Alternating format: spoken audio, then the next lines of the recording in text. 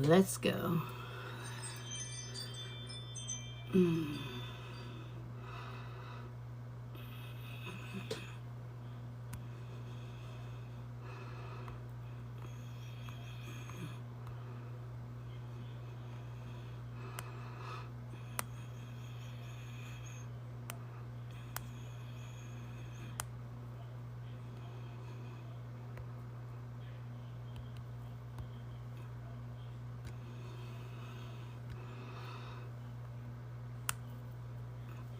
Let's go. Hello, everyone. How are you? I'm just setting this up. I'm going to share this out. How's everyone doing tonight?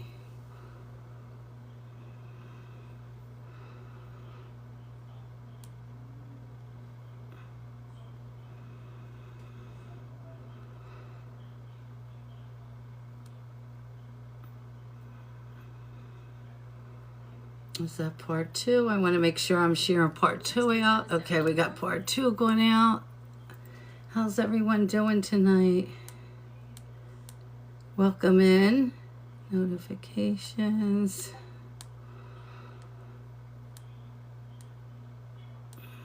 If everyone could tap the screen and share the live, I would appreciate it. Let me make sure all the ringers are on for everyone.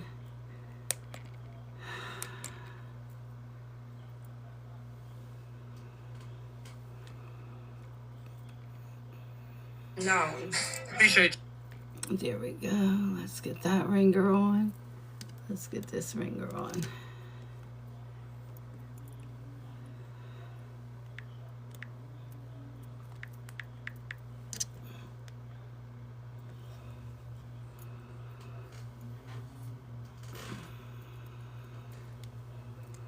I wish it was, okay, it's not bad. Okay, let me see.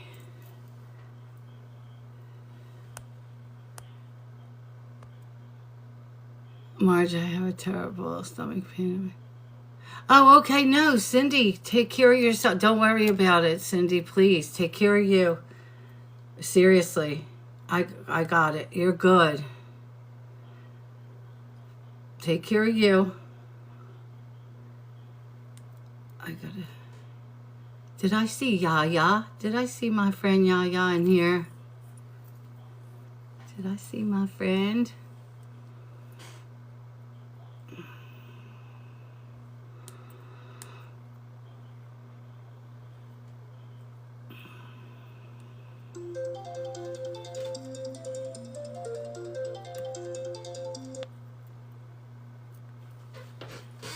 This is Global Tel Link. You have a prepaid call from Erickson.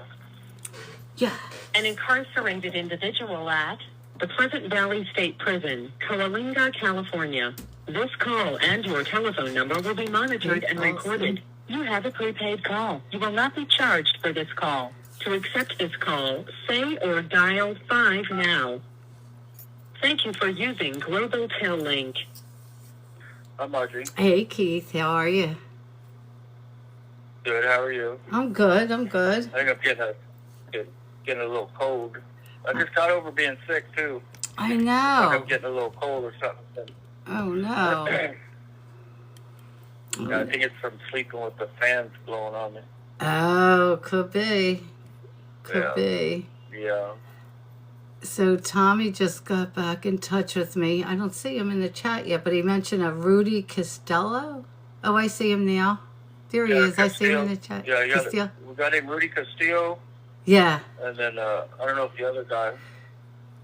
Did Robert and Tony call yet? Not yet. They didn't call yet. Oh, okay. Not Okay. yet. We're still waiting for them to call in. Hey, Lisa. Okay. Hey, Paige. Welcome in, everyone. How's everyone doing tonight?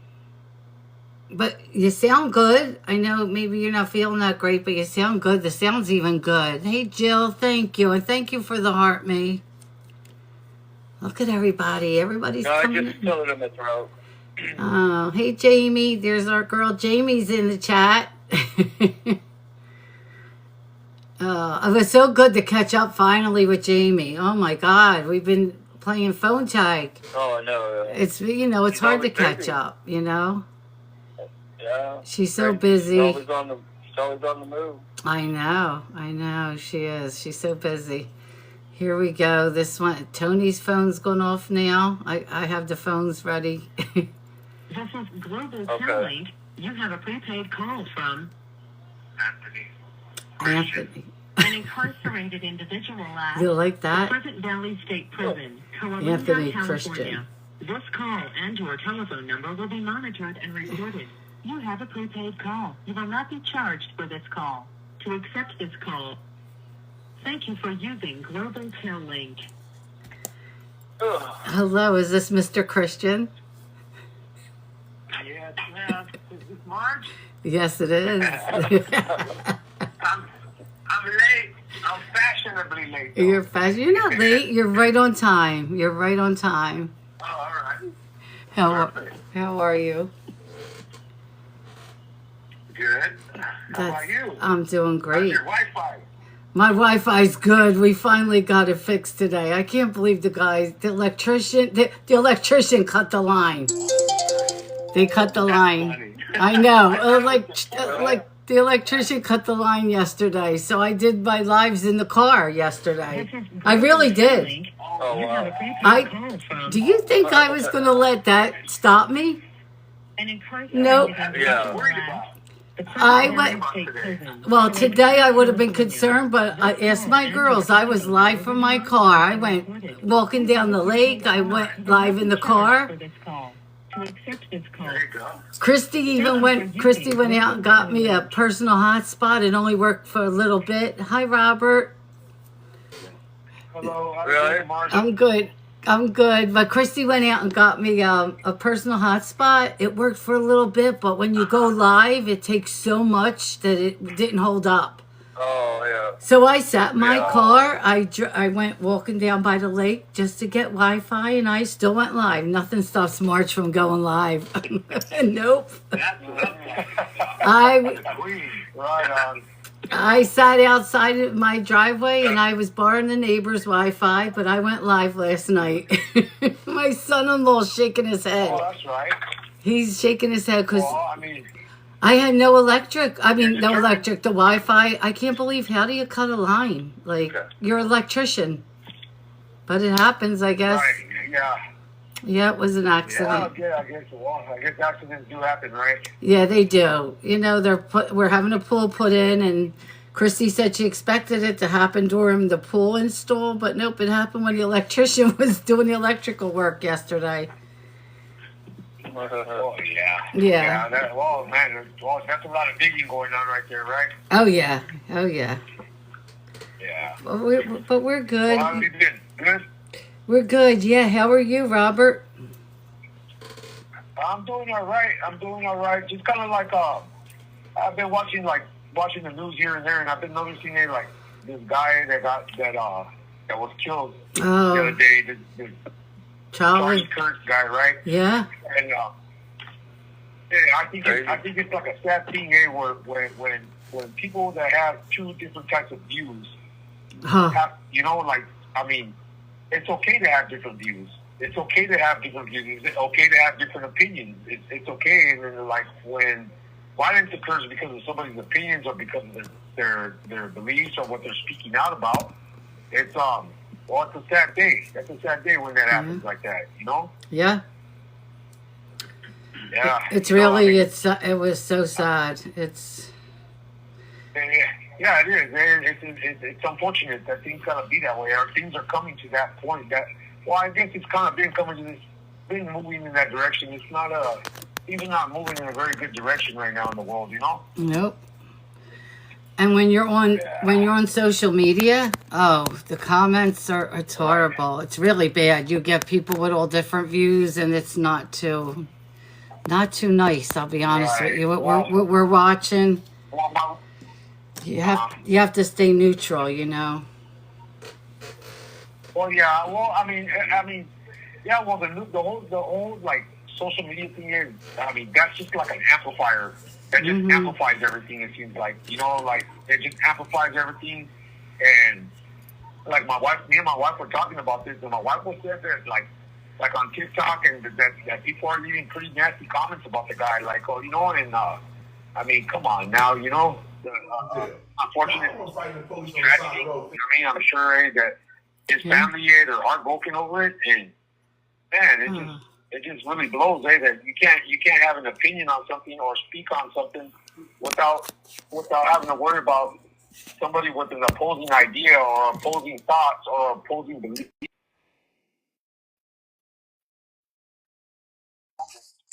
Exactly. And he has 2 babies, you know? He has babies. Yeah. You know, that's what I'm saying. He was a father, a son, I'm sure an uncle, and among other things, you know? Mm-hmm. Yeah, that's very unfortunate. Yeah. So sad. What a sad day. And they still didn't catch him. They still didn't catch the guy. Is the sound okay? Could everyone hear me? Yeah, I can hear you. This call and your telephone number will be monitored and recorded. They're gonna find him. I mean, it's inevitable. Yeah. They got very clear pictures of. That's one of the. There's a downside of social media and a plus side. They will catch him. Yeah, I saw those pictures. Yeah, they do have clear pictures of him. But for all those students to witness this, oh my God. Thank you, Lisa. Mm-hmm. Did you see they like his security picked him up and put him in the car? They picked him up and took him to the hospital. I know. Yeah. Yeah.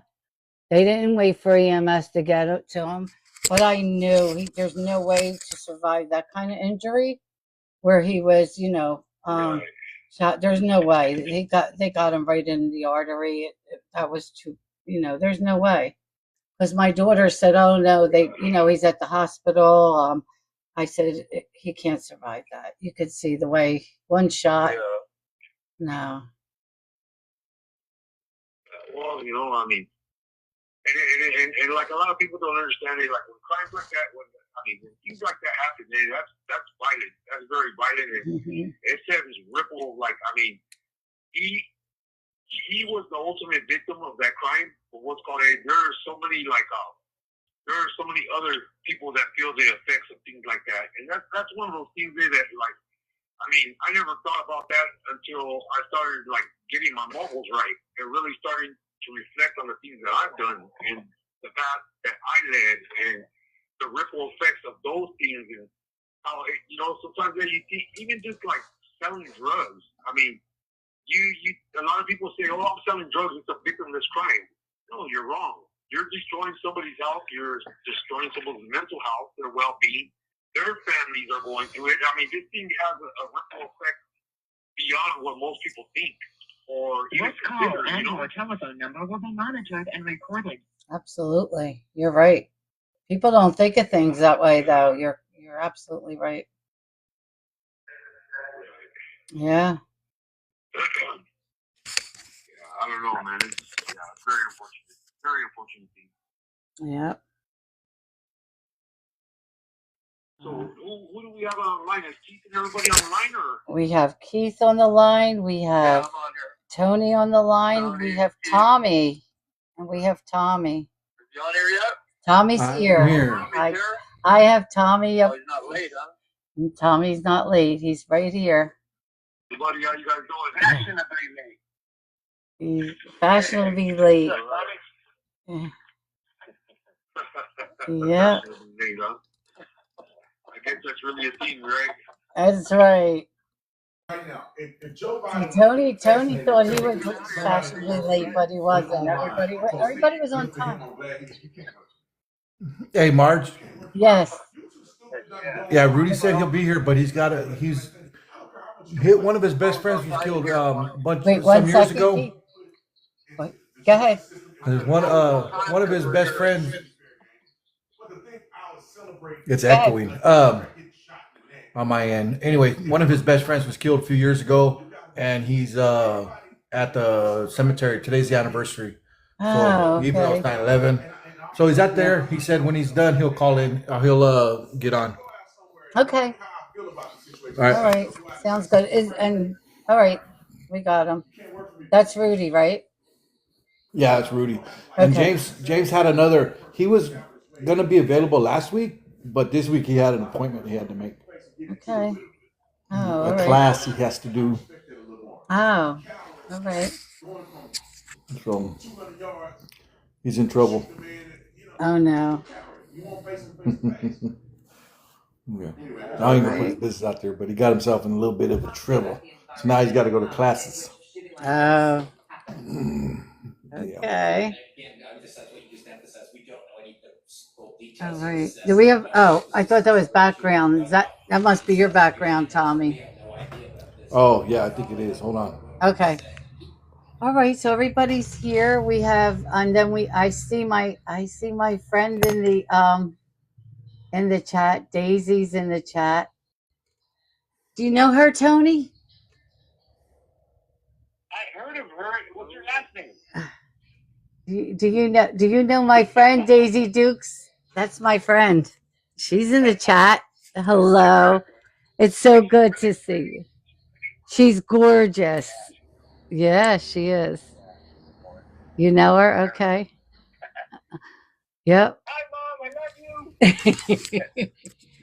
Daisy, your son's amazing. He's pretty good, you know? I think I'll keep him as a friend. Yeah.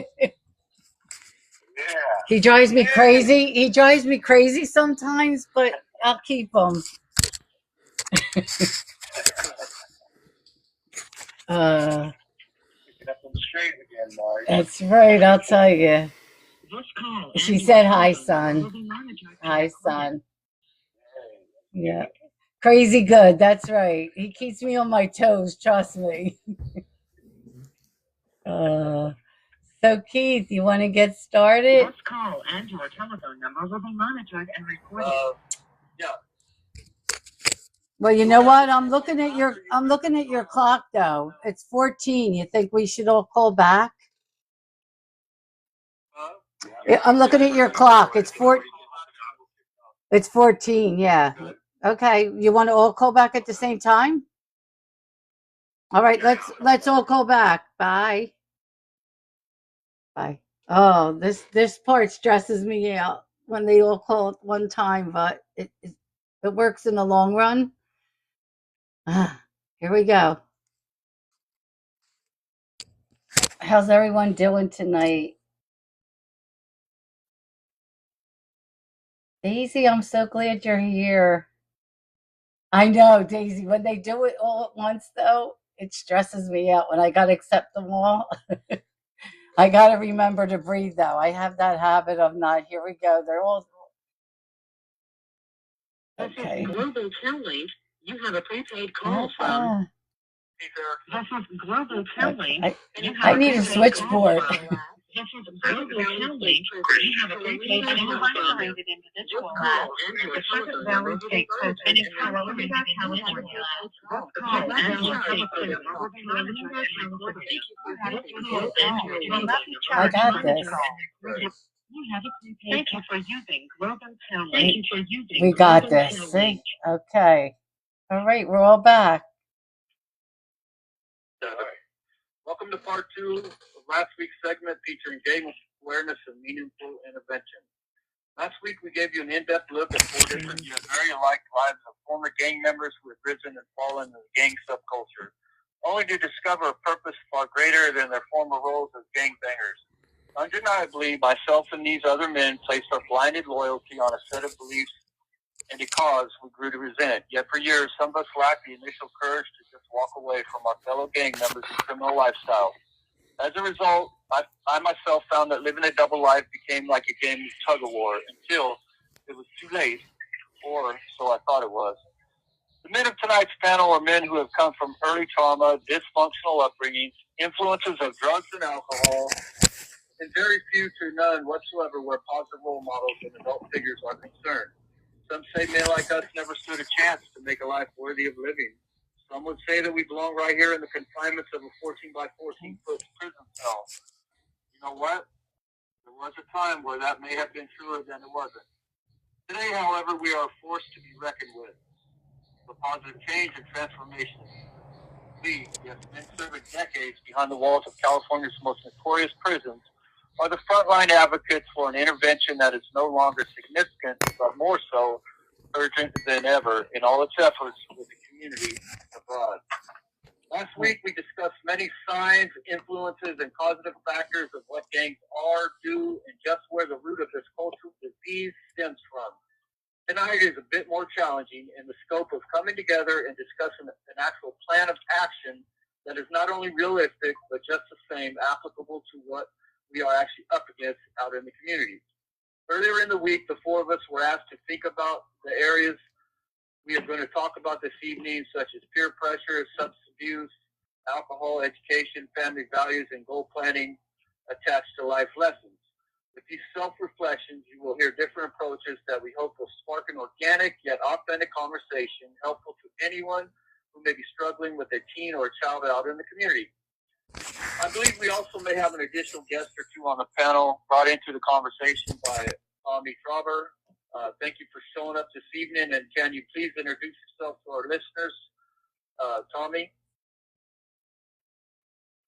Hello, everybody. My name is Tommy Traughber. I spent over 28 years in prison.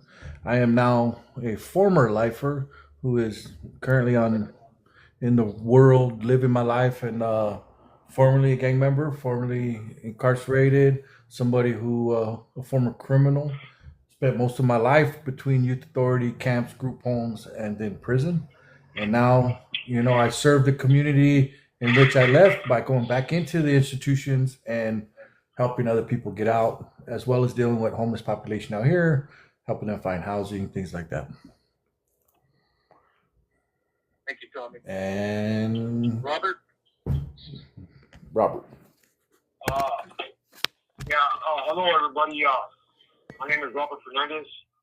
I'm 50 years old. I'm currently serving a 25-year sentence for voluntary manslaughter. It was a gang crime. I've been recently learning a lot about myself and making the necessary changes in order to be a productive member of society. It's a road that I've never really been down until I say about the last 8 years now, 7, 8 years now. I've been on this road of recovery and redemption, and I'm happy to be here. To my family members that are joining, hey, hello everybody, and thank you for the time to introduce myself. Thank you, Robert. Anthony? Thank you. Hi, everyone. It's Tony Christian right here, 51 years old. I got 27 years incarcerated straight, 33 total. Half of that has been living in security housing units. So I've been out of the shoe about 7 or 8 years, and I've been engulfed in self-help. Learned a lot about myself.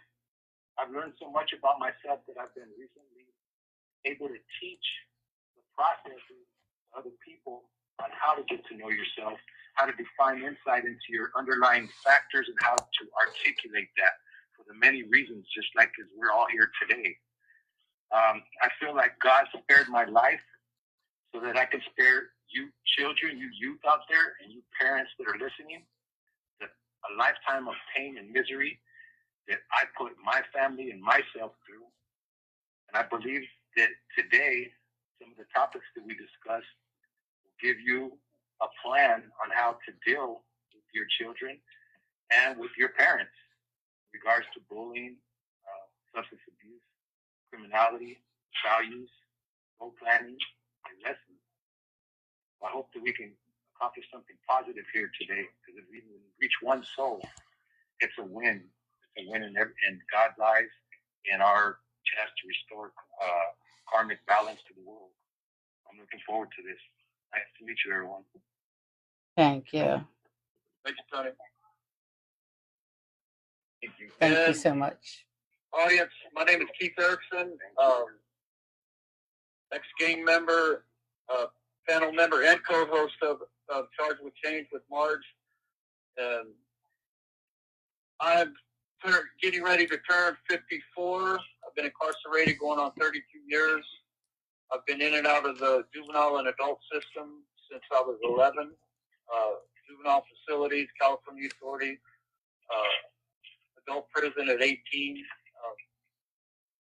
1993, I came back to prison on a life sentence, although my controlling case is non-gang related. Every additional in-house crime that I did catch while in the custody of CDCR was gang related, and I'm now serving a sentence of 284 years to life, which is 5 consecutive life sentences. Spent 13 years in the SHU. This call and your telephone number will be monitored and recorded. I feel like my experiences, no longer define me, but actually give me a platform to help other people, specifically the youth, and as well as the parents in the community. Not just with our perspectives and our personal experiences, but as well as this call and your telephone number will be monitored and recorded. This call and your telephone number will be monitored and recorded. They face struggles or adversities or traumas, as you were able to hear last week. That's what commonality all of us have on this panel is quite coming from different backgrounds in a lot of ways that were so much similar. And I'm just honored to be up here tonight and able to have these conversations and just give the community and these parents and adults out there just like the tangible, approaches on how to deal with a lot of issues that are going on.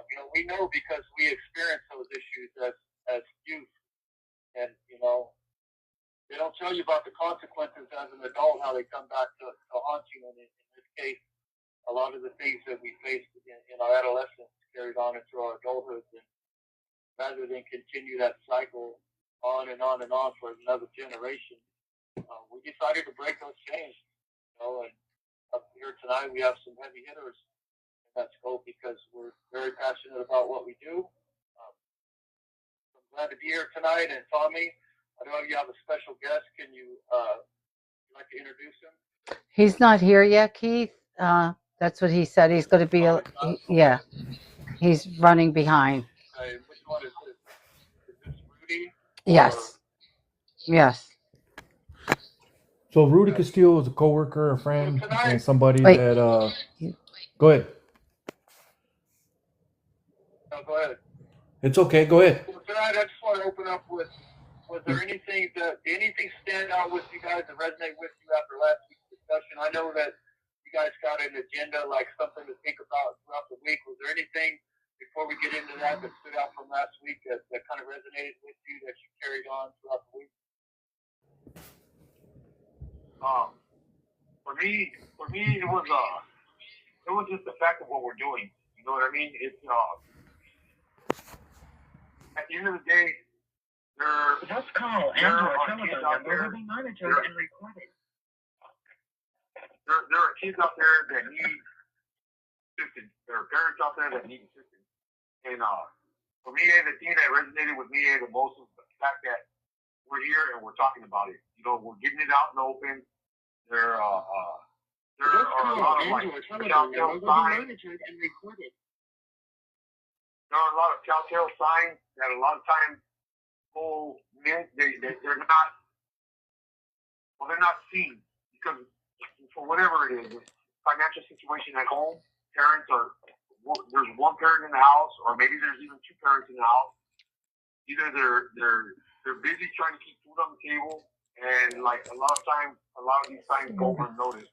And I think it's a good thing that we're here talking about it and getting it out in the open, so that way, hey, hopefully, like Tony said, hopefully we can reach at least one person, or give some kind of insight to one parent or one teenager or something, so that way they can. At the end of the day, the terrible road to go down. We all know that, and we all know what there's nothing good that comes out of any of this.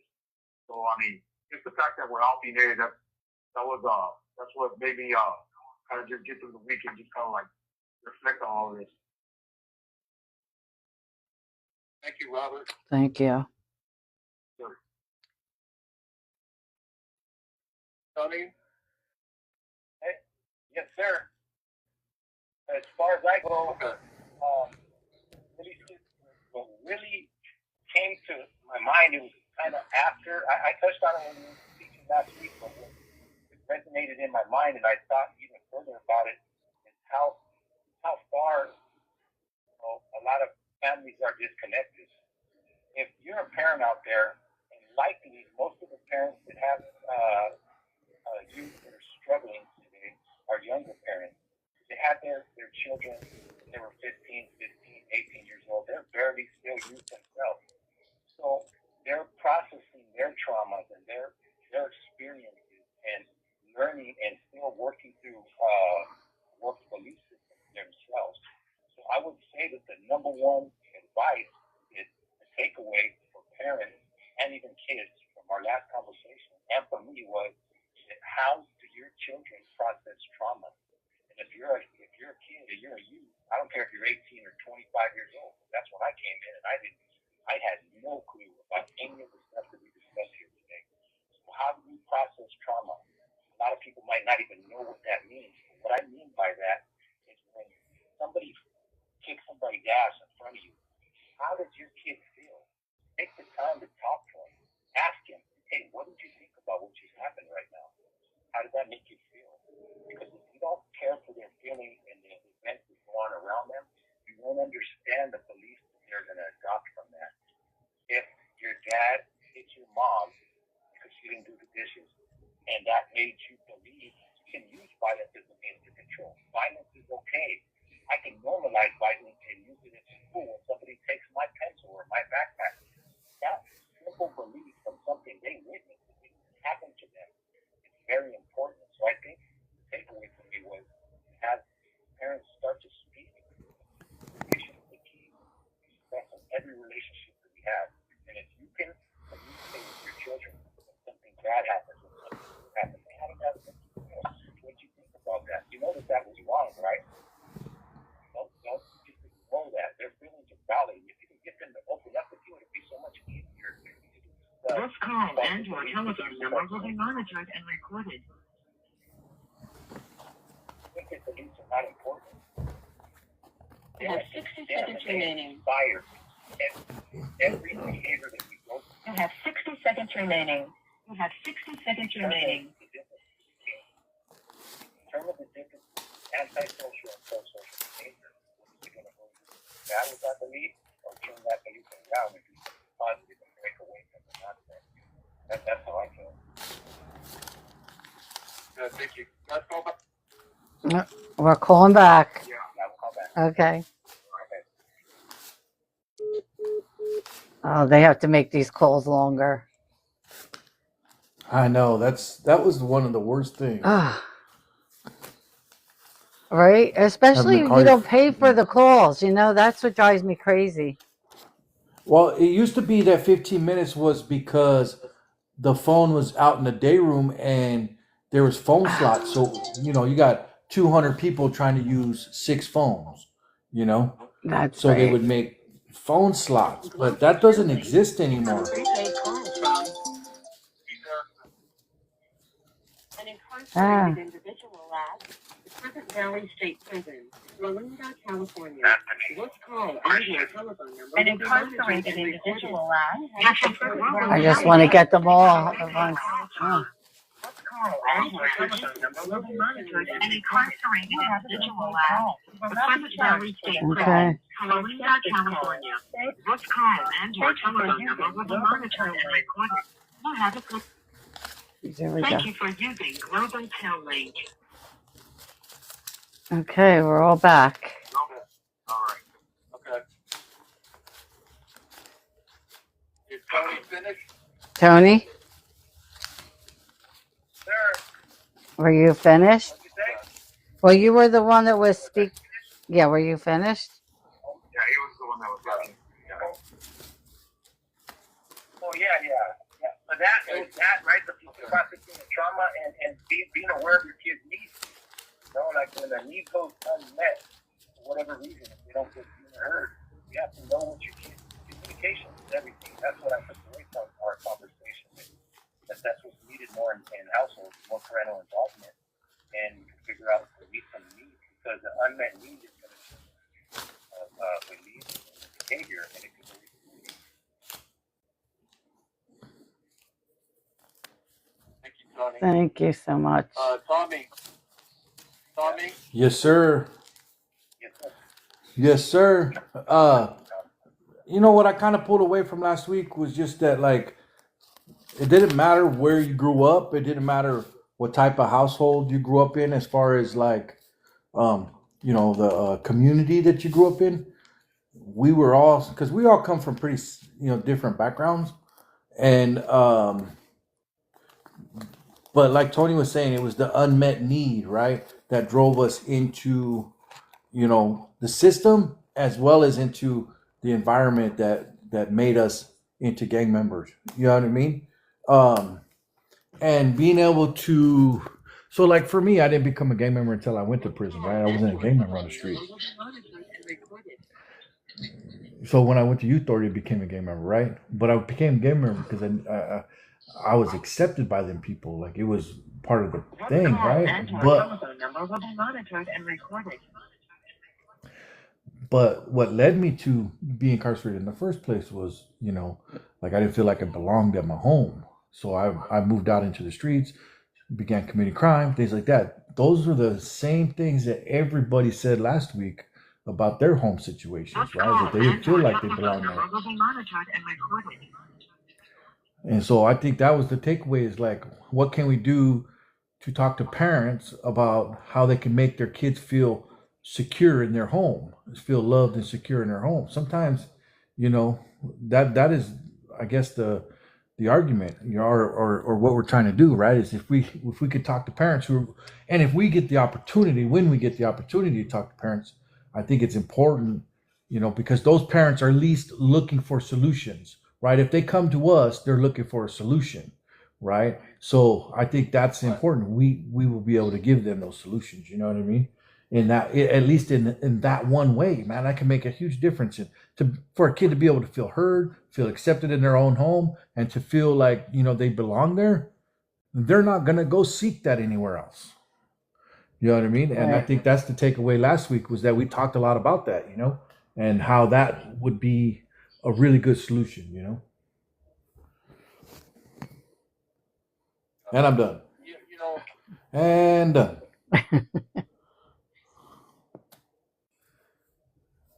Go ahead, Tommy. You done? Yeah, he's done. Yes, sir. Okay. Thank you, Tom. Yeah, I think about what Robert said earlier. It's just, even if we can help out that one family, that one parent with that one child, it made a difference. Takeaway. I always think about, it always, at this far in my recovery, and I'm sure for a lot of us, the insight that we developed and how much work we put in to go back and address, all the early trauma and the dysfunction that we faced growing up. Like, that's the root. We all know the root.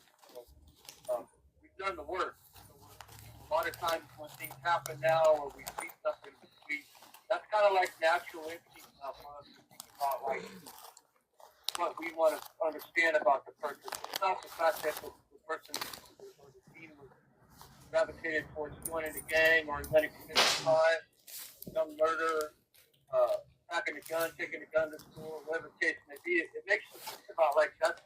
We see beyond that. We see the root cause, and like our natural instincts now are like, yeah, what could have been done to prevent that? Like, the home base.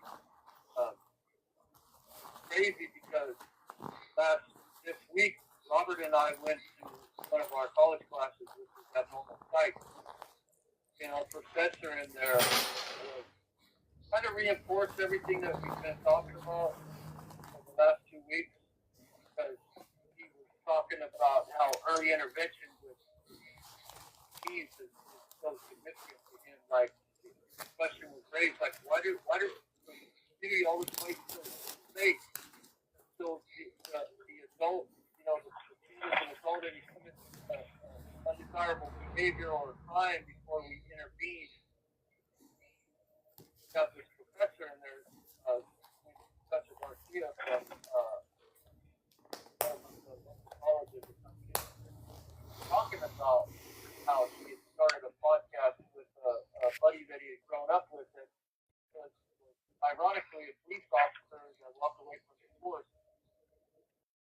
trying to come up with platform of how to run this podcast on YouTube. It's called Inside the Pod with Lou. Here you have a college professor and an ex-police officer that want to make this impact, this change in the community, and here you have different opinions where police officers wanted to reach out to legalize adult ex-offenders like ex-gang members and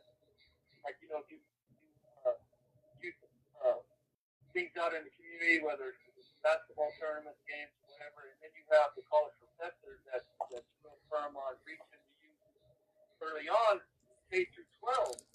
And he raised the question why is there not a greater emphasis in our school system where K through 12, where they're focusing on life skills, all these other things that are going to be prevalent to that kid's development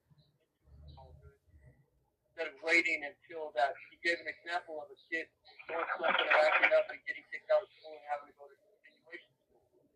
Why is that pipeline like that? And called on it, and that is frustrating because a lot of these old policies that are in place with school systems out there, they're better policies and old standard models that are get the kids to school, give them his academic stuff, push them through. It's not about getting to the root and helping the child. For a lot of us, going to school for me was a safe haven for me. Like, I wanted to go to school because sometimes I would be able to eat. I wouldn't get abused at home. I wasn't getting molested by my stepfather. I wasn't getting abused. Like, I didn't hear the dysfunction. I didn't have to hear my parents fighting with each other, hurting each other. Like, that was like my safe haven. So, a lot of kids that hated going to school, I loved being in out of that dysfunctional environment that I had at home. So, Right. This whole week it seems like it's emphasized with more Robert and I sat in that classroom and we heard Spencer talking about that stuff and kind of reinforce that. This call and your telephone number will be monitored and recorded. Good to see figures in the community that are actually going and doing things like this because a lot of times we don't hear it. Like, Stephen made a comment that a lot of people out there do stuff with a pat on the back. It's good that have that drive out in the community. That's the thing that communities need out there is those people to have those conversations to change those policies, or change the norm. Because to me, those norms are lazy. People out there in the community just want to be lazy and put their kids Right. and put band-aids on that shit. It's not even really getting the problem before the problem. We know what the root is because we know what it is. So that's what I took from last week in this classroom. I wish Tony could have been there, but this semester Tony's not in that class with us. But I know he would have loved it. Oh, okay. Yeah. No, go ahead, Tony. Low-key Tony's missing out. I mean, that dude's a real good dude there, that guy. Once you were in there, Tony, you pick up some game from that guy. Yeah, sure. I have a little bit of it's sharp. Yeah, that dude is sharp.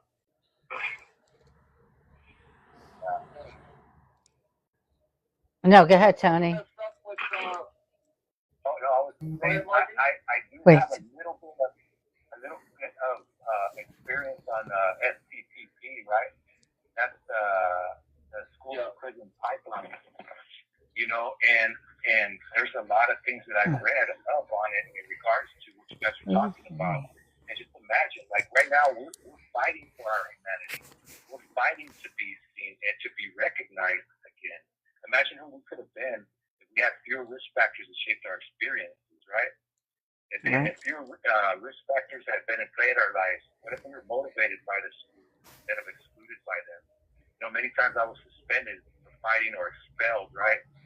And at an early age, that establishes your identity as a troublemaker, and society or education, when an education program does this to us, it has far-reaching effects. First, the other schools we end up going to, they label you as a troublemaker and subject you to zero tolerance policies. And then we're over here, like, start to believe the fact that we're troublemakers because we're getting into trouble everywhere we look. And that goes back to that belief.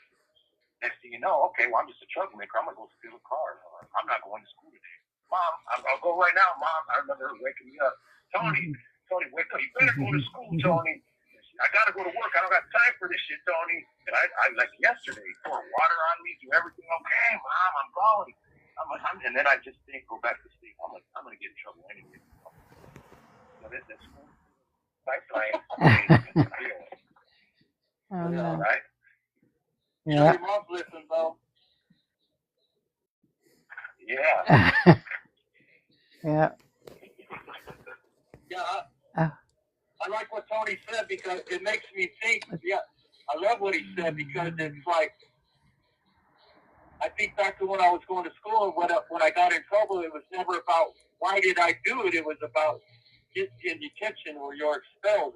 Like, I think there needs to be changes in the school education early on, as we discussed earlier with the K through 12, but like a risk assessment, like, because you can identify the risk factors of each kid that comes into the school system easily by doing some kind of risk assessment early on when they come in and addressing those risks instead of amplifying the behavior and what the child did by excluding them, by signaling them out, by saying you did a bad thing, like this is what we're going to do to you, like punitive measures. We're going to tell you, we're going to put you in the corner. We're gonna send you into in-house detention.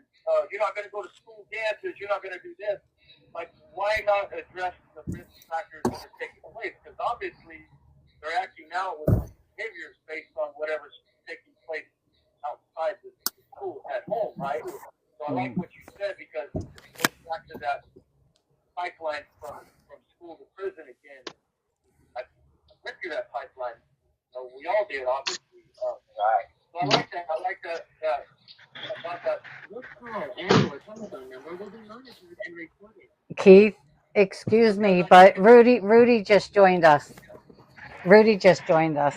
Yep. But yep. Hey, how you doing?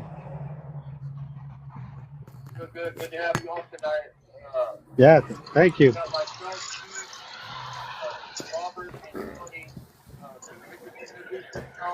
Hi, Rudy. Welcome, Rudy. Hi. Yeah. Wait. let me You know try what, to- Rudy? They're gonna call back. They have to call back. Okay. Okay. All right. All right, guys. They're all gonna call back. Hi, welcome. What's up, Buttercup? Hey, I know that guy with the mustache. Yeah.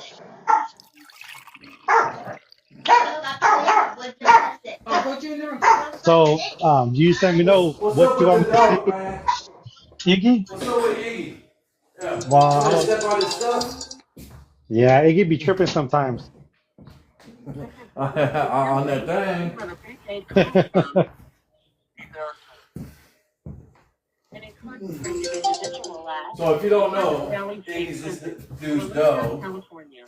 This call and your telephone number will be monitored and recorded. Have a prepaid call. Iggy's about 2 pounds An incarcerated with a individual 10-pound at penis. Valley State Prison. This call and your telephone Okay. number will be monitored and recorded. You have a prepaid call. Valley State Prison, Olinda, California. This call and your telephone number will be monitored and recorded. You have a prepaid. Thank you for using Global Tel Link. Are we good? Is everyone back? Okay. Robert? Okay. I just want to make sure we have everyone. Okay. Here we go. All right. So we have Rudy with us now. Yes. So you want me to introduce myself? Yes, please. Okay. Well, my name is Rudy Castillo, and I'm a former life without the possibility of parole inmate. I did 16 years on a felony murder, and because of SB 1437 was released in July 3rd of 2021 and have been home since. I just want to say I think this is a great idea about people talking about things and addressing things because it lets the world know that we're not defined by our crime. You know, That's every right. life is redeemable and everybody has the opportunity for change. And I think it's a great idea to share that and by us being lived experiences of change, like we show them that. I think it's a great idea. Absolutely. Thank you so much. Thank Well you for said. joining Well us. said. Yes. Yeah, absolutely. Yeah, Absolutely. congratulations on your release, man. That's good stuff. Man, Yes. thank you. You know, Oh yeah, without doubt. now I go into the prison and talk, and it's man, it's a blessing to be a part of change. You know, it's beautiful. Call and your telephone number will be monitored and recorded. So, what was the conversation about today? About Iggy. We'll Nah, just not about it. You don't want to hear about get a Iggy. recap of last week, and then we'll open up. No, we're talking What about what like what so. stood Last out week from we last week? What we thought about throughout the week, as far as what we took away from it, and then tonight we were going to emphasize powerful areas like peer pressure, substance abuse, alcohol, education, family values, role planning. Even though this is a gang intervention awareness, This call and your telephone number will be monitored and recorded. so basically open conversation, whatever the conversation needs to be with. So you'll just basically follow suit with us. Uh, Obviously, jump in whenever you want to give some insight. So tonight, yeah, just enjoy yourself. Just like I said, just be open and honest. And like I This said, call we're and here your to support telephone each other. number will be I think monitored we're and a recorded. pretty good powerhouse as far as transparency and information goes. Okay. Do you want to open up Absolutely. with one of the areas? Robert, did you have time to kind of go over anything this week? Yes, I did. I did. What do you call it? I had talked to my son about. Okay, so after we had last week's session, I talked to my son and both of my wife, my children. I guess. Are we opening up to the subjects that we got right here, or what? The peer pressure and the bullying. Yeah. Or Yes. Mm-hmm. okay. Okay. So my son was telling me that I should have been a little bit more talk about more about my case and stuff like that, right? And so the whole peer pressure thing.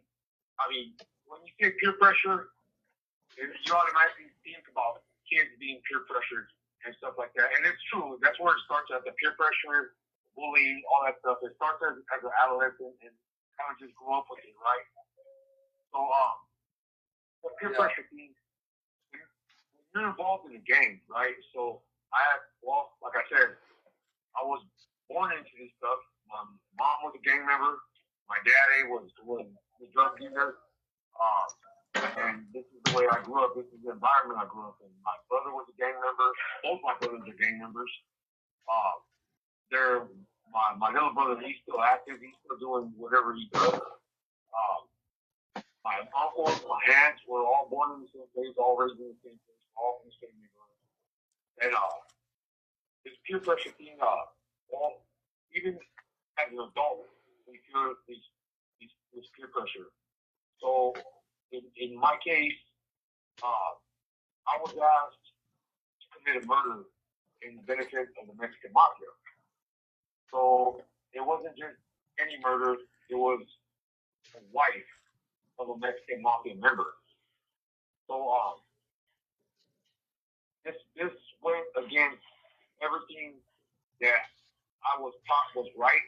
I was always taught that women and children are off limits. You don't do that. But when you start getting closer to the hierarchy, to the top of the hierarchy, you start to notice that those rules do not apply always. And I felt this tremendous pressure to follow orders. I had been trained to follow orders ever since I was a kid, growing up in the gang, and I planned out and executed a murder of Mrs. Rodriguez, and this happened in front of her 15-year-old daughter. There's not one day that passes that I don't think about this child and how she was affected, about this woman and her family and how they were affected, and the whole peer pressure thing, man, like, it's a real thing, and it sucks that when you're in a position where you feel that you cannot say no, regardless of what you believe, or there was, as this thing was transpiring and everything was happening, there was everything inside of me was crying out, trying to figure out how to get out of this, how to make this not happen. And it was an ugly thing, and I am ashamed that I was involved with any of that. And so, I mean, the peer pressure thing starts at a young age. It starts at a very young age, and it becomes like an automatic thing, like especially in the game. You know, substance abuse is the same thing. You get it's pressure, drug use, pressure from peers to use substances. Your beliefs about the substances, and it's like even your parents. You know, my parents were. I mean, this thing goes on and on. But the whole peer pressure thing. I mean, I just wanted to get that out there. And I mean, as a child, as an adolescent, growing up, teenager, into adulthood, that peer pressure from the gang, what's expected, these thoughts, these beliefs, their distorted views, they all play a part in the things that we do, and they show in our behavior. So this is the real stuff. This is pure and uncut right here, and you're hearing it like from somebody who, an adult who was still feeling pressure from his peers to carry out something that was against what I believed in. So that's how powerful this peer pressure can be. Right.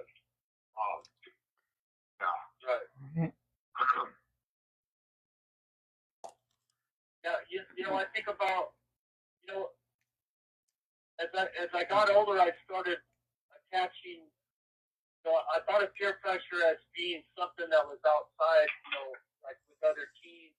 But for me, it started in the home. The domestic abuse, the feeling the inability to say no, like watching our parents treat each other a certain way or treat us a certain way, that domestic abuse and violence. That peer pressure is starting at home, in our home base, because we're being silent with whether that peer pressure is taken out and we go to school, we go out into the community with other kids. We start using peer pressure and buckling under peer pressure for acceptance, protection, reflection, hiding the truth of what's really going on. Like, I get it, because you start to feel like you can't say no. Like, and that's the worst thing that you can do to a teen or a child in the home, is making them feel voiceless, like they cannot say no, like it's not okay to say no. Like, I had this buddy named Sean Castillo. We grew up together. We were like cousins.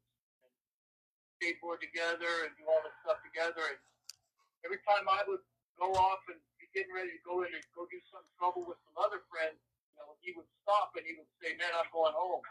He'd always try to talk me out of not going and doing this. And telling me, like, "You're going to get in trouble, man. You're going to go back to juvenile hall. You're going to do this, that." Like, and he would skate off and go home. And sure enough, I would get in trouble. Like, I would buckle under that peer pressure. I used to always think about him as I got older, like, man, why was he able to always say no? Like, even though I've seen the consequences, he was always, like, he was more worried about disappointing his mom when he got home than he was about getting in trouble. So it was about that disappointment, not letting his mom down. and that was totally opposite of me. So I found myself spending a lot of time living with him and his mom. Like, I wanted to be there all the time. Like, this was my home away from home. Like, I would spend 3-4 nights a week over there and just go to school from his house because it was a safer environment as opposed to what was going on in my own. That peer pressure, like you said, Robert, it translates out into the community because you feel like that you can't say no, that you're obligated to please other people. And then it carries on to your adulthood. Look at it. We join a gang and, willing to do anything and everything to put ourselves in harm's way. That's the people that, at the end of the day, they didn't even care about us, I can totally relate to it. Again, it starts at home. Absolutely.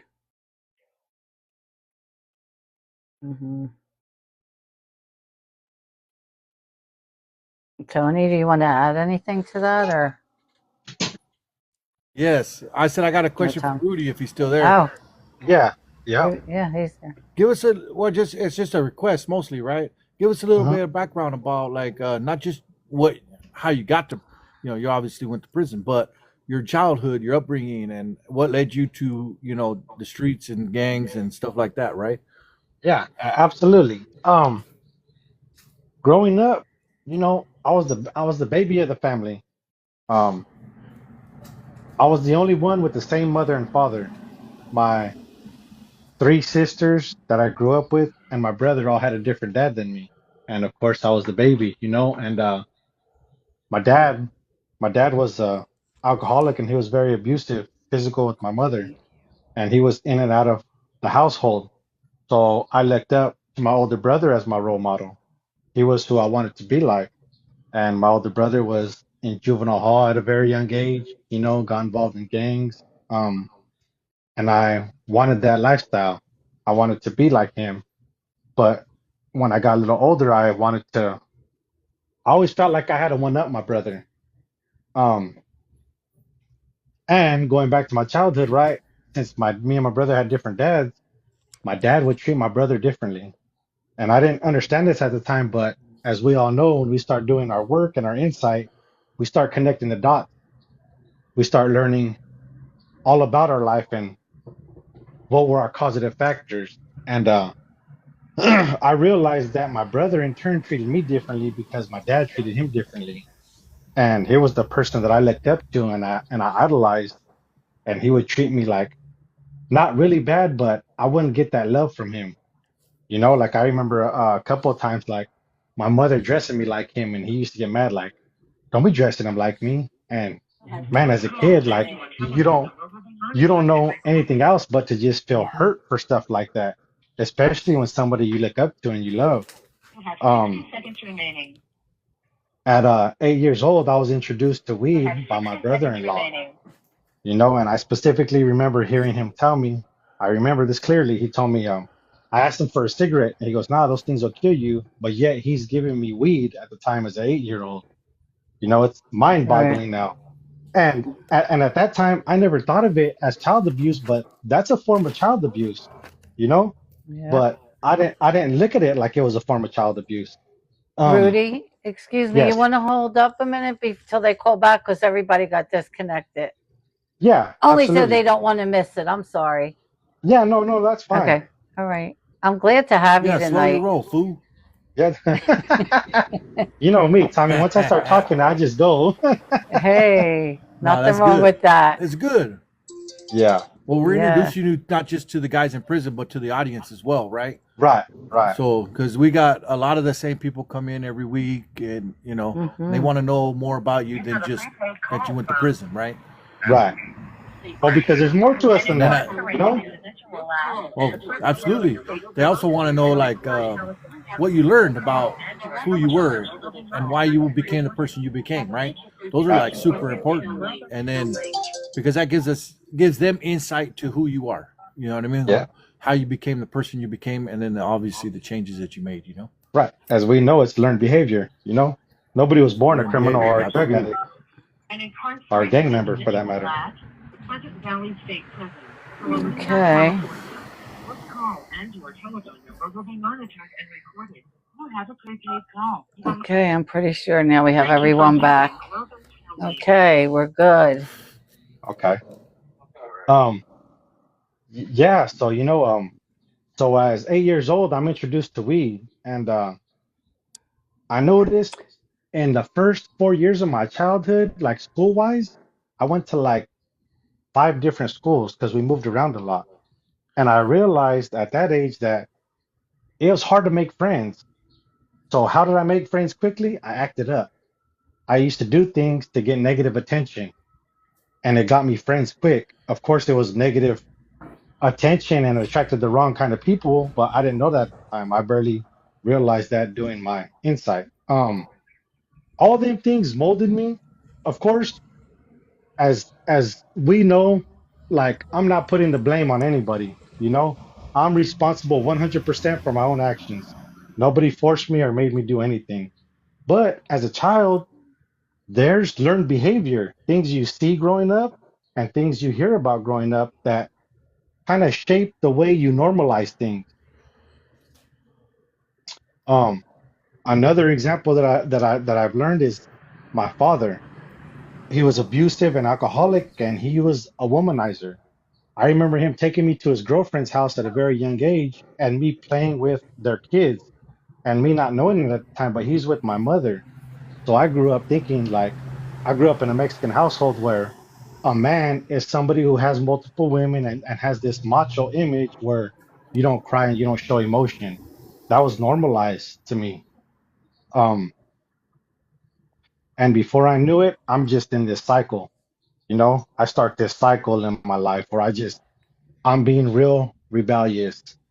And at 14, I caught my first case, burglary and vandalism. Um, from there, it was just in and out of juvenile hall till eventually I went to a group home in 96. And when I'm in this group home for a year, I don't get into no trouble because it's supervised. But once I get out of there and go right back to the same neighborhood with the same friends, I go right back into this cycle.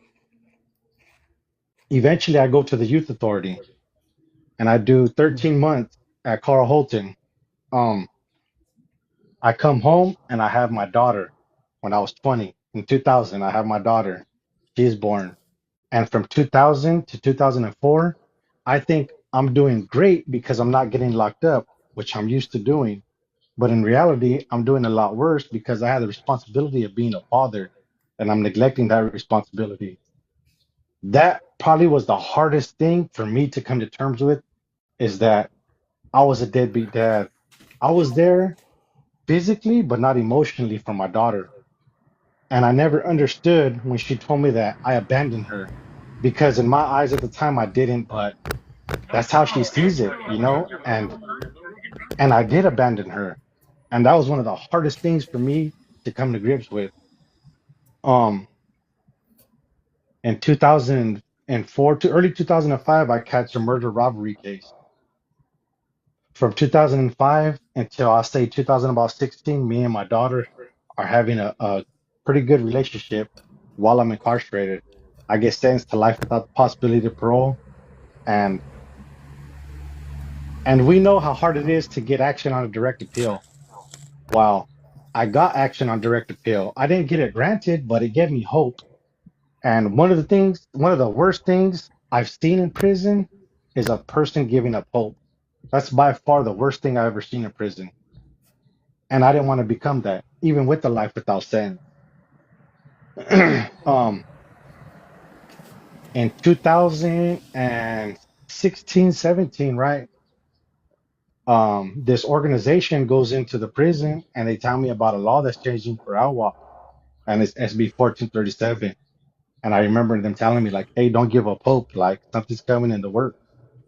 And I did, and I stuck by it. And man, it God blessed me with the release date. Hey, Ooh, we lost him. It muted. once again, another California Youth Authority, baby. Yeah. We talked about this last week. We talked about, like, many of us that pipeline where we like same structure, same thing, group homes, group homes, boys ranches, California Youth Authority, prison. Like, believe it or not, everybody on this platform tonight has been in the California Youth Authority, Tommy included. You know, that, and it's, you know, a lot of people don't realize that. Like, a lot of people don't realize that. You know, so many key factors that stand out about anybody that the high percentage of us that are incarcerated. You mentioned something in your bio about structure in the group home style. You didn't get in trouble when you were in the group home because they had the structure, right? Like, we talked about that last week because, like, as much as we, you know, as much as we need to say we don't want this, we want to do what we want to do, like, structure equals, like knowing that everything's going to be okay. As much as we kick and scream about structure as a kid, we know that structure gives us a place to go home to every night. We have function at home. We have certainty of things that are going to be in place. So going up the way that we did with that dysfunction, like, that's why the gangs that's one of the appeals of a gang is that they have the structure that even though we didn't want that as a kid, on the outside, on the surface, we do want that because we know what is and what isn't. So we do good in those moments of structure. Like, you know, it's easy for somebody to go into group home or into prison and you know, get involved in things that are structured. And like you said, it could be not negative or it could be positive.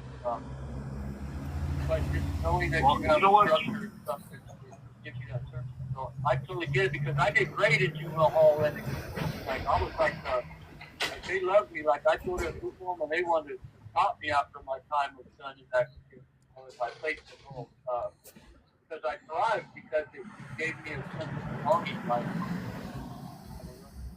so outside of that, I didn't have the coping skills as a young boy, you know, and then into my adolescence and adulthood. It's like, you know, we can all agree when we do our insight as adults that, you know, going through this process was like having to go through stages of infancy again for emotional maturity and intelligence.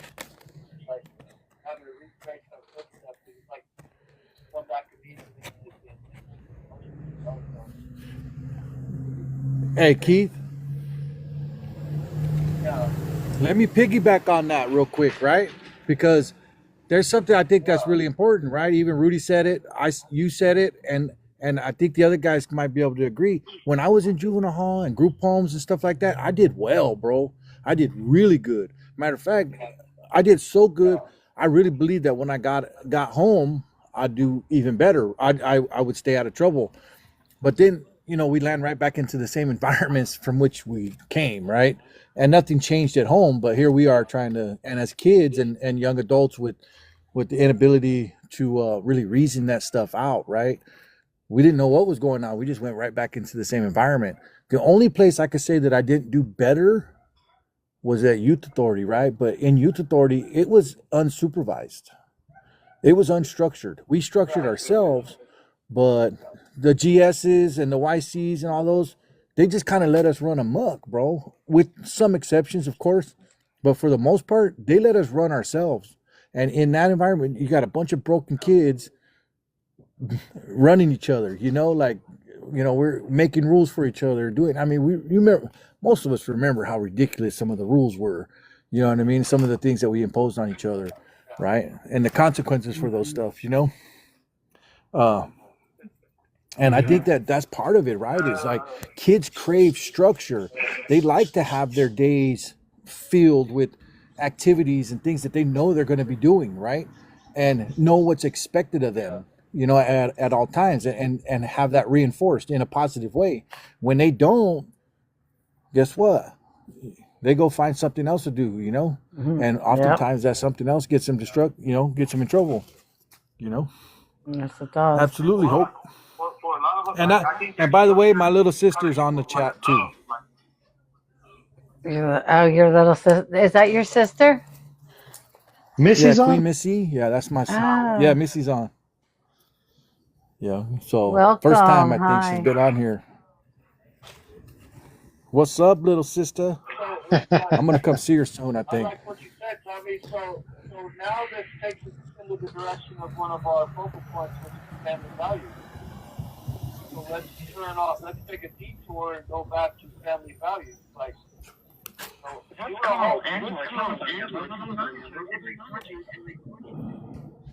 I've been juvenile hall and loopholes because I was forced to go to school.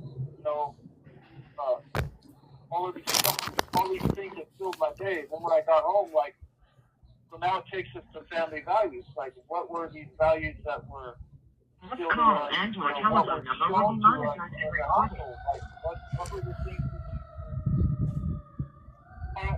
in your home to value? Like, if I think about it, it's hard to even identify things that I was supposed to value in the home.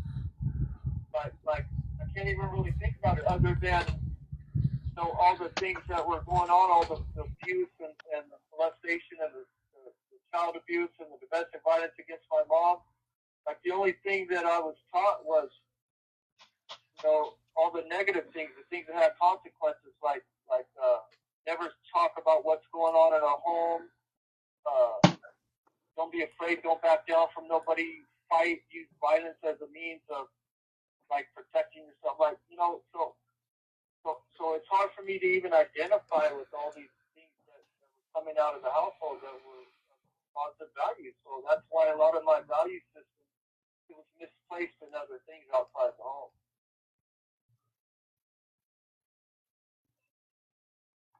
Yeah, the whole family value thing, like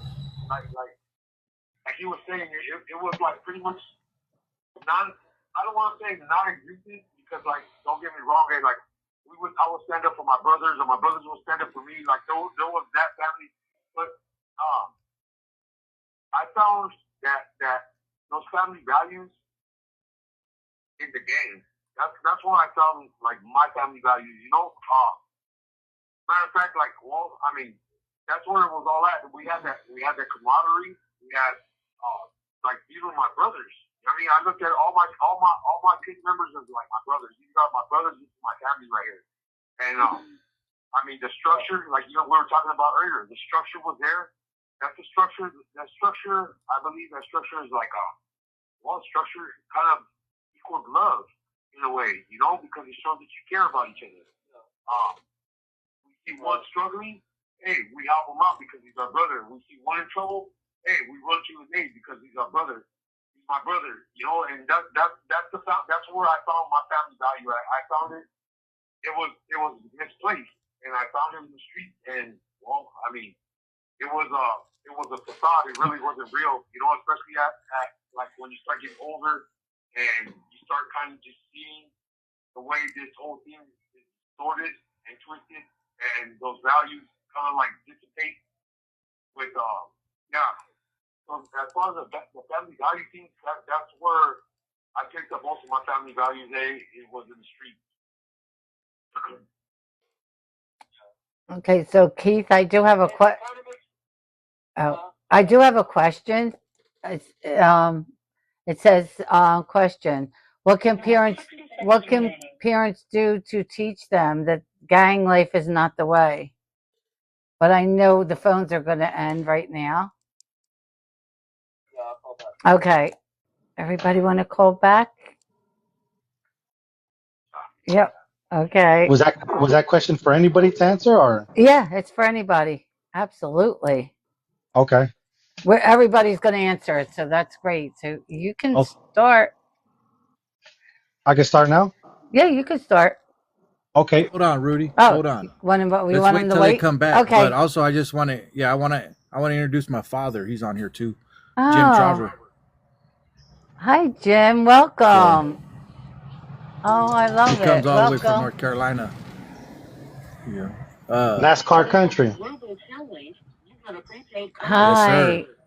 Yes, my dad's my pride and joy, I know. So, you talk about your dad a lot. Welcome.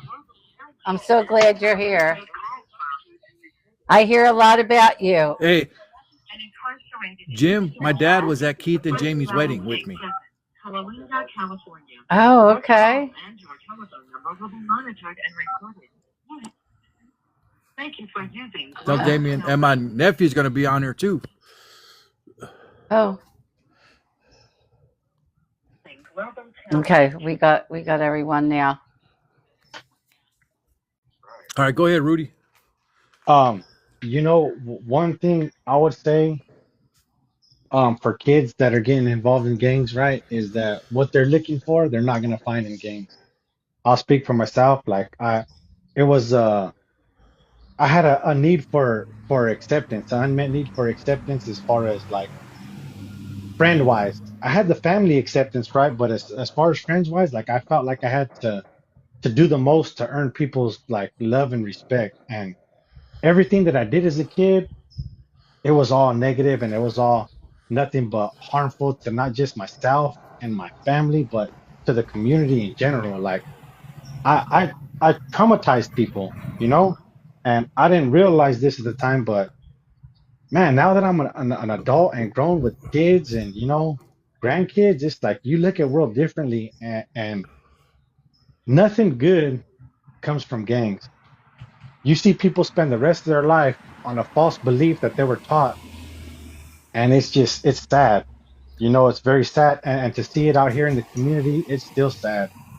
Some people got to learn for themselves, right? But man, one thing advice I could give any kid, and I gave it to my daughter a long time ago, is learn from other people's mistakes. You know, you see that it's not working like that, don't do it. Like I have not seen anything good come from gangs, and my family's been in gangs, and it was a constant in there, and all it does is tear apart families. Like I seen my mom. Sorry, I might get emotional. My mom was there for me the whole prison term, and I was very fortunate to spend a year and a half with her out here before she passed a year and a half ago. Um, yeah, about a year and a half ago, 2.5 years I got to spend with her out here, and I was very blessed to spend with her out here. But to see my actions because of gangs, like how much it hurt her, it it was heartbreaking. And that's just my mother. Imagine all the other mothers out there that are feeling the same thing because of nothing but destructive lifestyle that we were living.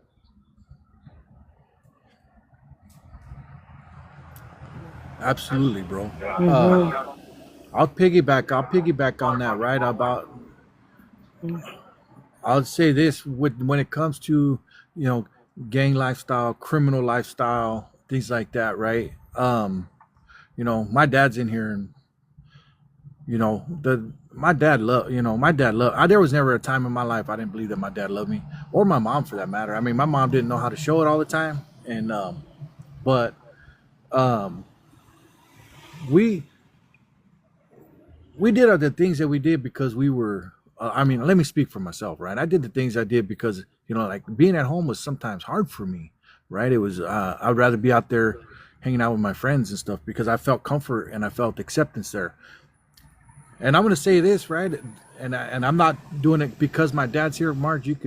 There was me and my dad were close, but there was nothing he could have done to make me feel more comfortable at home because the situation that he was living in was one that was bad too. And so it was hard for everybody. And there's been a lot of changes since then but I think that, like, if we're trying to prevent it, it's mostly about understanding that like we need to feel comfort where we're at. We need to feel able to come home and trust that we're going to be safe there, that we're going to have acceptance, and that we're going to be part of a family. And but also too, we got structure and things like that. Like a lot of times nowadays, because of the way the economy works and because of the way our society works, right, we push both parents out of the home. There's nobody home a lot of times.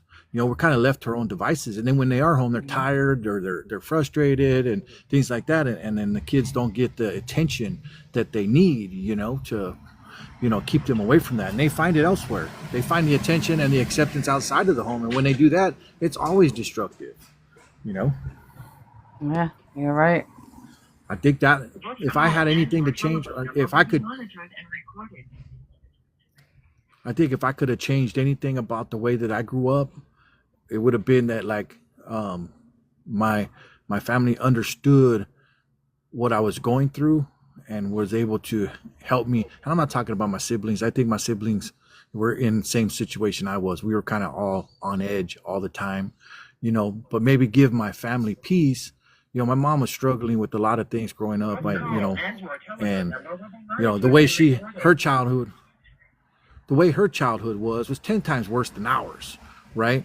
That doesn't justify anything and it's not excusable. It's just understanding when we start learning about our own histories and how we became. Part of that is to find out why they were doing what they were doing, right? And I've done that with my mom and with my dad and their childhoods and stuff like that. And I understand, you know, they didn't have the tools. So my hope in life is that at some point I can give other parents the tools that they're going to need to help their children feel safe at home, accepted at home, and understood. You know, I'm done. Yeah, Well, I think that's what it is. The safe place, right? You need the safe place. not enough to tell a teen to not to join a gang or give your life away for gang. These are going to be the ultimate consequences. Like getting the rest of your life in prison, you're going to be. That's not enough. Like because you still have to fill that void of like what Tommy said. It's out in the street, trying to fill the void of things he wasn't getting at home. At the same time, you know, we want to educate these parents in the community that, you know, just because you're able to withstand whatever is going on in your home or your level of coping and emotional intelligence, like you can't push that on your child, whether it's an 8-year-old boy or a 15-year-old girl. Like, you have to set the example. You have to feel that, you know, you have to nurture that. You have to nurture that with love and acceptance in the home and a sense of belonging and safety and security. Otherwise, you know, gangs are secondary. We all know that. Joining the gangs, whether it's joining the gang, committing crime, indulging in drugs and alcohol, that's all secondary to what's really going on. Because we're seeking out these behaviors, we're finding acceptance in these avenues, these outlets, because we're trying to feel better about something that's already present and stemming from the root, which is our home base. So I think it's important for parents to say it instead of just telling our kids, hey, you had to do this to join a gang and join this. Like, you still have to nurture that. You still have to teach them, like you said, Tommy, coping skills that are, like, you know, they're going to help that child. I think communication now is important. Yeah, go ahead.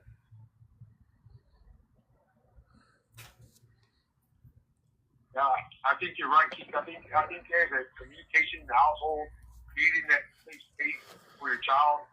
I think, I mean, I don't know, but like, my growing up, and I was told to do something, and I would ask why. The answer would always be, I said so.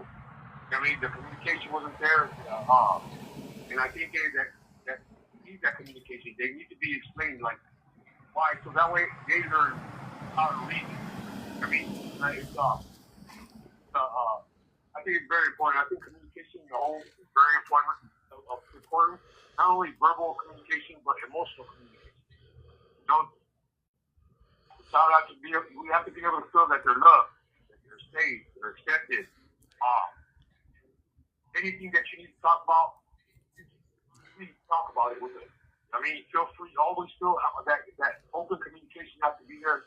Because like I said, like I think somebody said earlier, the communication thing was not for me myself as well.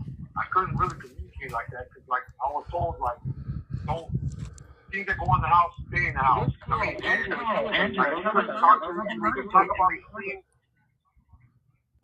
couldn't talk about these things.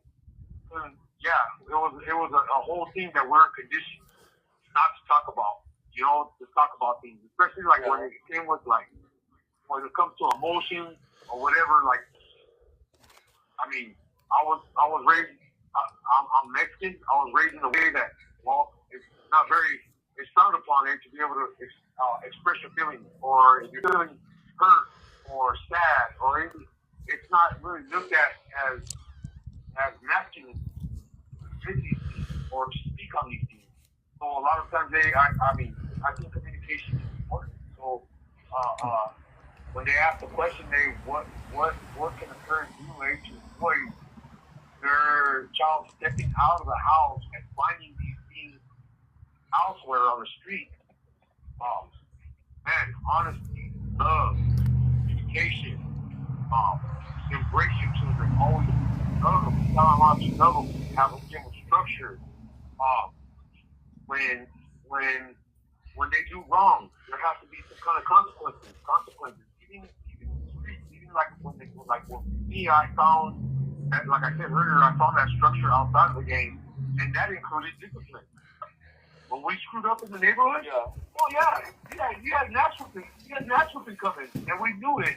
And after that, we would hug. We would hug each other, and we would carry on. And I mean, you actually kind of felt good about it, like, oh man, they cared about me that much that I got disciplined. But after the discipline was over, they hugged me, and you know, those are the things that need to be done in the home. They have to be in the home. It cannot be can't allow your children to step outside of the home to find these things elsewhere, because nothing good comes out of it. Yeah. Yeah, I have an 11-year-old and a 13-year-old stepdaughter, and what I've experienced with them over the years, since their father is present in their lives. My wife and their father share joint custody, so we get them half, 1 week, and they go to their father's 1 week, so we go back and forth. So, but it's taken me a long time to find my footing as a stepfather, because my idea of parenting was just based on what I've read in these groups and what I've learned in these CBT classes while incarcerated. Because here I am, it's like I carried all of this stuff from how I was parented or what I've seen as parents. So it was like having to relearn all of that stuff. And Robert's talking about, the structure, having the conversations and the communication. I'm barely finding that all of that stuff pays off with my eldest stepdaughter, Mia, because now she's coming to me. She's entrusting me with talking about her voice. Like, kids are going to grow older no matter what. Like, especially if you have girls. Like, as much as we don't want them to grow up and have boyfriends and experience sex and all this other stuff, it's going to happen regardless. The fact that we can have those conversations to a level of comfortability where she feels confident to come to me and talk to me even when her mom's not around, like, that's rewarding in itself to me, because I didn't have that growing up. Like, I couldn't go to my mom and talk to my mom about certain, like, most things that were with any kind of emotional attachment to them whatsoever. I could not talk about that stuff. Like, I just could not. The only time I've seen my mother cry was when she was getting treated bad by my stepfather or beat by him or something that, like, it was never like emotional, like happiness tears. Like, it was never sitting down and having family talks. Like, we do family prayer. You have 60 seconds remaining For the regular visiting room, so it's like having, when I see the payoff, the reward for it, because I'm not having to have the conversation no more about. You have 60 seconds remaining. Because there's going to be bad consequences for this or that. Now it's all about. You have 60 seconds remaining. So much for the positive reinforcement of, okay, you get a good education, you get A's, B's, or whatever, you're going to get rewarded for that by going out and getting a shopping spree, or getting to go somewhere you want, or go get some Volvo ice cream, or whatever the case may be.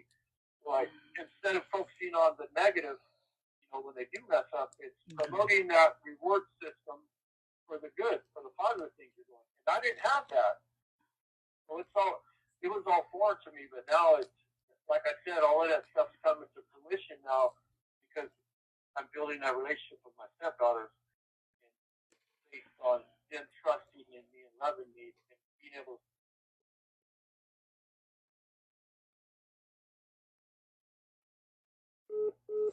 Oh, okay. So they'll all call back. And welcome. Yes.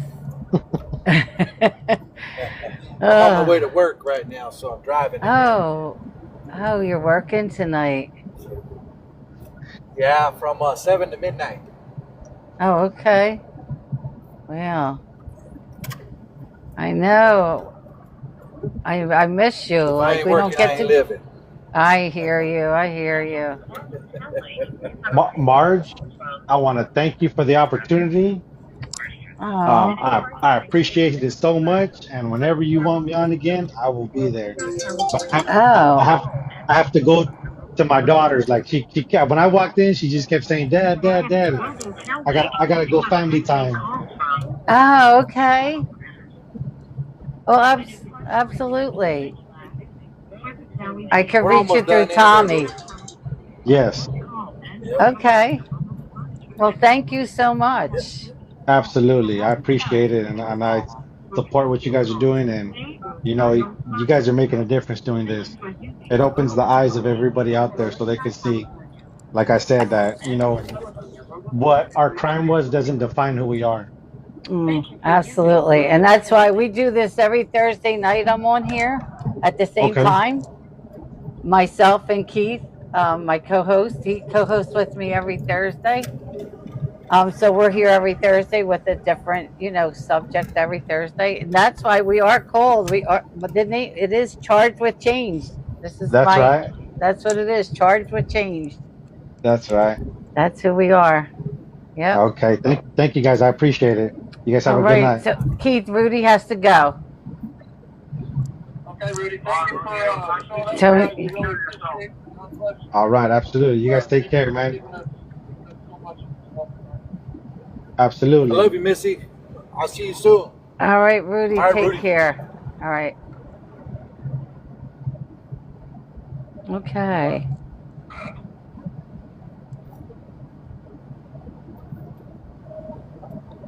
Oh, Missy has to go too. Missy's leave. Oh, I don't know. She just said goodnight, hugs. Yeah, she got families. Oh, okay. You know what I mean? Good night. So. Good night, Missy. Take care. Thank you for joining. Okay. Yeah, Keith, he just said if we ever want him to join again, he'll join us. Creations. What's that? Oh, he said Rudy said if we ever need him, he'll join us. Yeah. Yeah. You should see Missy's creations. She makes these candles that are just out of this world. Oh. Okay. Does she have a page on? Go look at some of her stuff on her page. Yeah. Oh, Go look at some of the stuff on her page. She's like, I did. Some of those things, I mean, they're amazing. Yeah, I did follow her, so I will do that. Okay.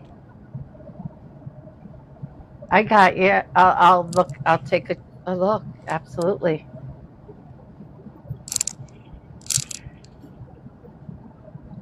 Oh. All right. So we're back, Keith. Oh, we got everybody. Yeah, so, like I was saying, I just see so much more valuable in I think for me the hardest part was I'm learning everything that I was taught growing up that I had been exposed to. And that's not just to be a better father or husband, but also a friend and even a neighbor and even here, like even a human being with being like just having to unlearn all of that other stuff, all of that other, I want to say emotional scars, like how we jaded a lot of the emotional things, like Robert said, like not just mental. The only time that I finally did express them when I was so pent up that I acted out in like rage or aggression or broke down in anger and tears, like that's when it all came to the surface. Right. You know, I wasn't taught that it was okay to deal with those emotions or have those conversations. But I think that's it's unfortunately for parents out there when they ask that question, you know, how do I keep my kids from joining the gang when I'm a single mother of two, gone all day, live in a bad neighborhood, like there's no easy cookie cutter answer for that. But the best thing you can do is have that, you know, develop that, create that safe haven, you know, because like Robert and Tony and I said, like, if we don't get that at home, we're going to find that elsewhere outside the home. Unfortunately, that's with the gangs and, you know, the negative influences outside the home. Yeah, it happens.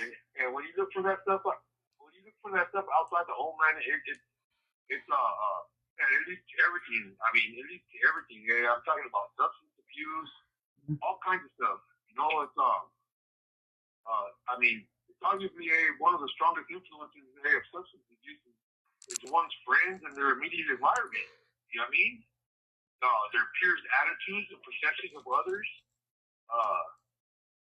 Drug use, pressure from peers to use substances, all kinds of stuff. It just leads to so much bad and negative, and it's kind of hard.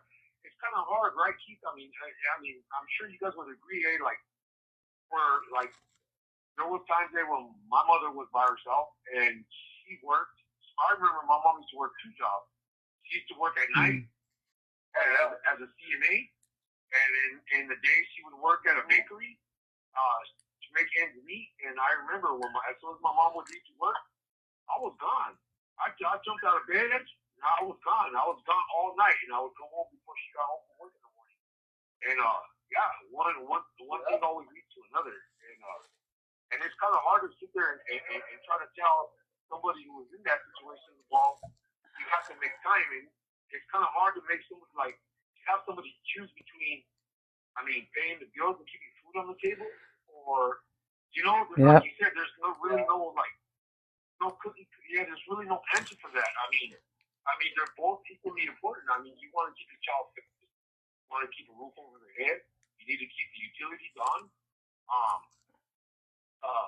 They're equally important. You know, I mean, those are tough situations to be in. And well, my family and I, we didn't fare too well with it. I mean, obviously, you know, but it is. It's a difficult thing. It's a difficult predicament to be in, you know. Yeah, absolutely. Yeah. As a parent, I learned a lot from listening. Thank you to everyone for sharing and inviting me. Oh, good night, Daisy. That was your mom, Tony. Oh. Who was that person that answered that question? Marge? Yes. What's that? Somebody asked a question.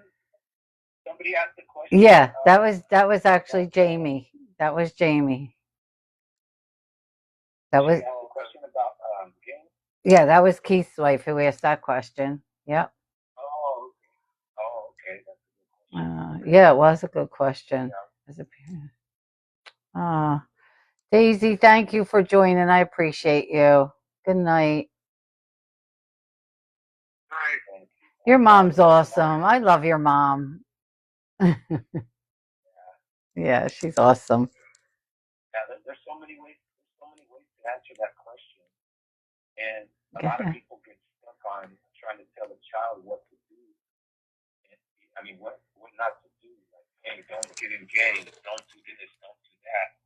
But we don't see that we're not telling them what to do, and it's a case by case basis. You can't. It's hard to answer that question without knowing the parent and the child's situation. Like Robert was talking about, like, is there a lack of adult supervision because the parents work? Are they in a double household? Do they have shared custody? What kind of place are they living in? But I think the most important thing to speak on is to find out what your child is thinking why is your child fascinated by games? Do they feel some perceived need that is not being met in regards to not being recognized or not getting attention?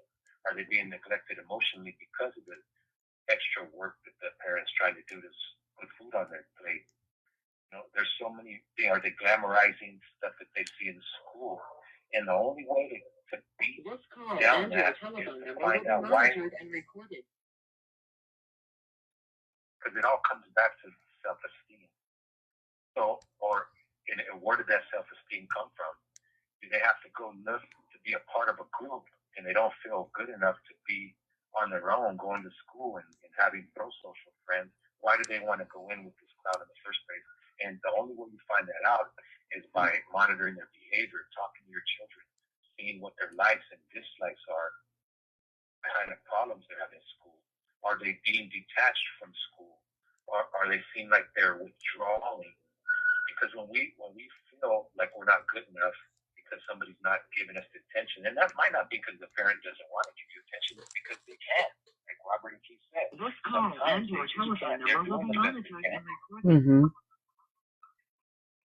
For their age, they're doing the best job that they can for their job situation, but they can't be there at all times, so they'll drop you off at a babysitter. Does the babysitter have gang members coming over shooting dice on the porch? What are they getting this from? So communicating with your children is paramount in steering their lives where you want them to go. But you can't just say, don't do this and don't do that, or you're going to go to jail, because I can attest for probably everybody on this line that we were all told, don't get into gangs, don't do drugs, you're going to end up in jail, you're going to end up dead. We heard that. Did we listen? Hell no. We kept doing what we were doing because we were going to do what we were going to do. Is the child rebellious? Why? Many things are to be considered, but at the end of the day, telling them what to do, getting them involved in extracurricular activities that are pro-social, taking them to these things called restorative circle sessions. A restorative circle session can be found in a lot of schools. To identify issues, discuss the effects. Allow the youth to take responsibility for their actions and to see films and things that happen. Get them in football. Get them in basketball. Parental involvement is paramount in that too. You can't imagine.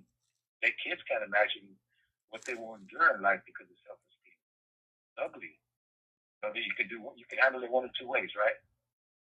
Now, this is how you deal with it. If you don't feel good enough, you start to believe. It comes down to what we were talking about earlier. Your feelings inspire your beliefs and inspire your behaviors. So if you feel you're not good enough because your parents ain't talking with you, you're going to start to believe you're not good enough. You're going to do one of two things. You're either going to act out or you're going to act in. If you act in as a youth, that means experimenting with drugs, smoking cigarettes, smoking weed, like he was saying. If you act out, you don't feel good enough, so you have to prove yourself to your peers that you are good enough. To your parents, you're not getting attention, so I'm going to do some foul stuff to make sure they give me my attention, and then maybe they love me. So those are two things that I believe that are very important for parents to know, and even for kids to communicate their feelings to their parents. It's hard because nobody wants to be vulnerable, especially if they get past 16 or 17. Their mind ain't open no more. Right. Right? Yeah. I like what earlier we were talking about. I was talking about the professor from our normal psych class, and he was talking about how the curriculum for K through 12, like the educational plan for what's taught in our public schools, like it needs to change. Like think about where our kids spend most of their time.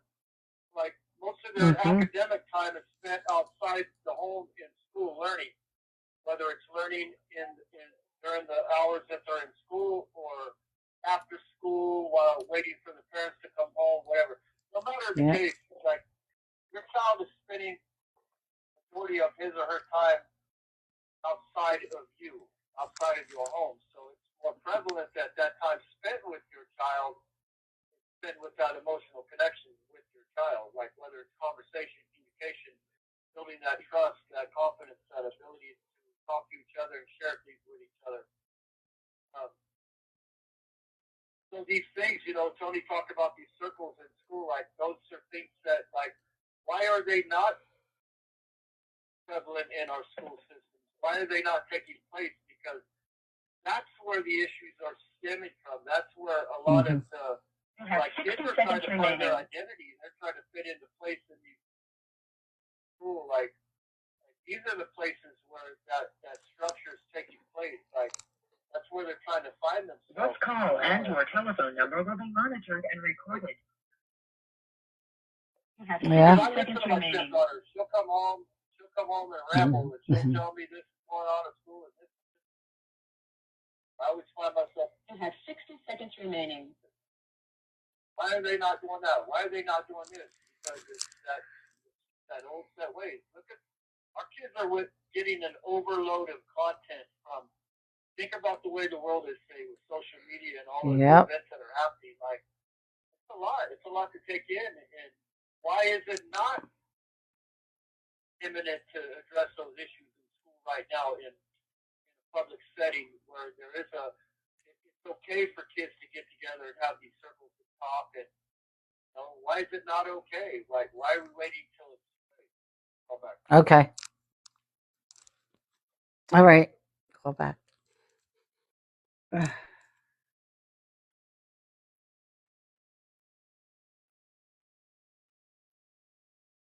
My daughter tries to tell them to. I know, right, Jamie? I remember when I was in school, we would have assemblies with ex-gang members. Yeah. And I know your girls adore Keith. Turn their lights around. Yep. Let me get these phones. Let me see. This is Global Tellink. You have a prepaid call from Anthony Christian. an incarcerated individual at the Pleasant Valley State Prison, Coalinga, California. This call and your telephone number will be monitored and recorded. You have a prepaid call. You will not be charged for this call. California. Thank you for using Global Tellink. Thank you for using Global Tellink. We're just waiting for Keith, and we're good. This is Global Tellink. You have a prepaid call from Erickson. an incarcerated individual at the Pleasant Valley State Prison. I'm telling you, I missed my calling. I should have been a switchboard operator. Yeah, you're doing a good job, right? You're doing an excellent job. Right? I got it. What's that? That recording is terrible. I wish we could just stop it. They just say it one time, they don't gotta repeat it. I know. I have the girls laughing because I can recite the whole thing. I know it by heart now. It's pretty bad when I can recite that recording. Yep.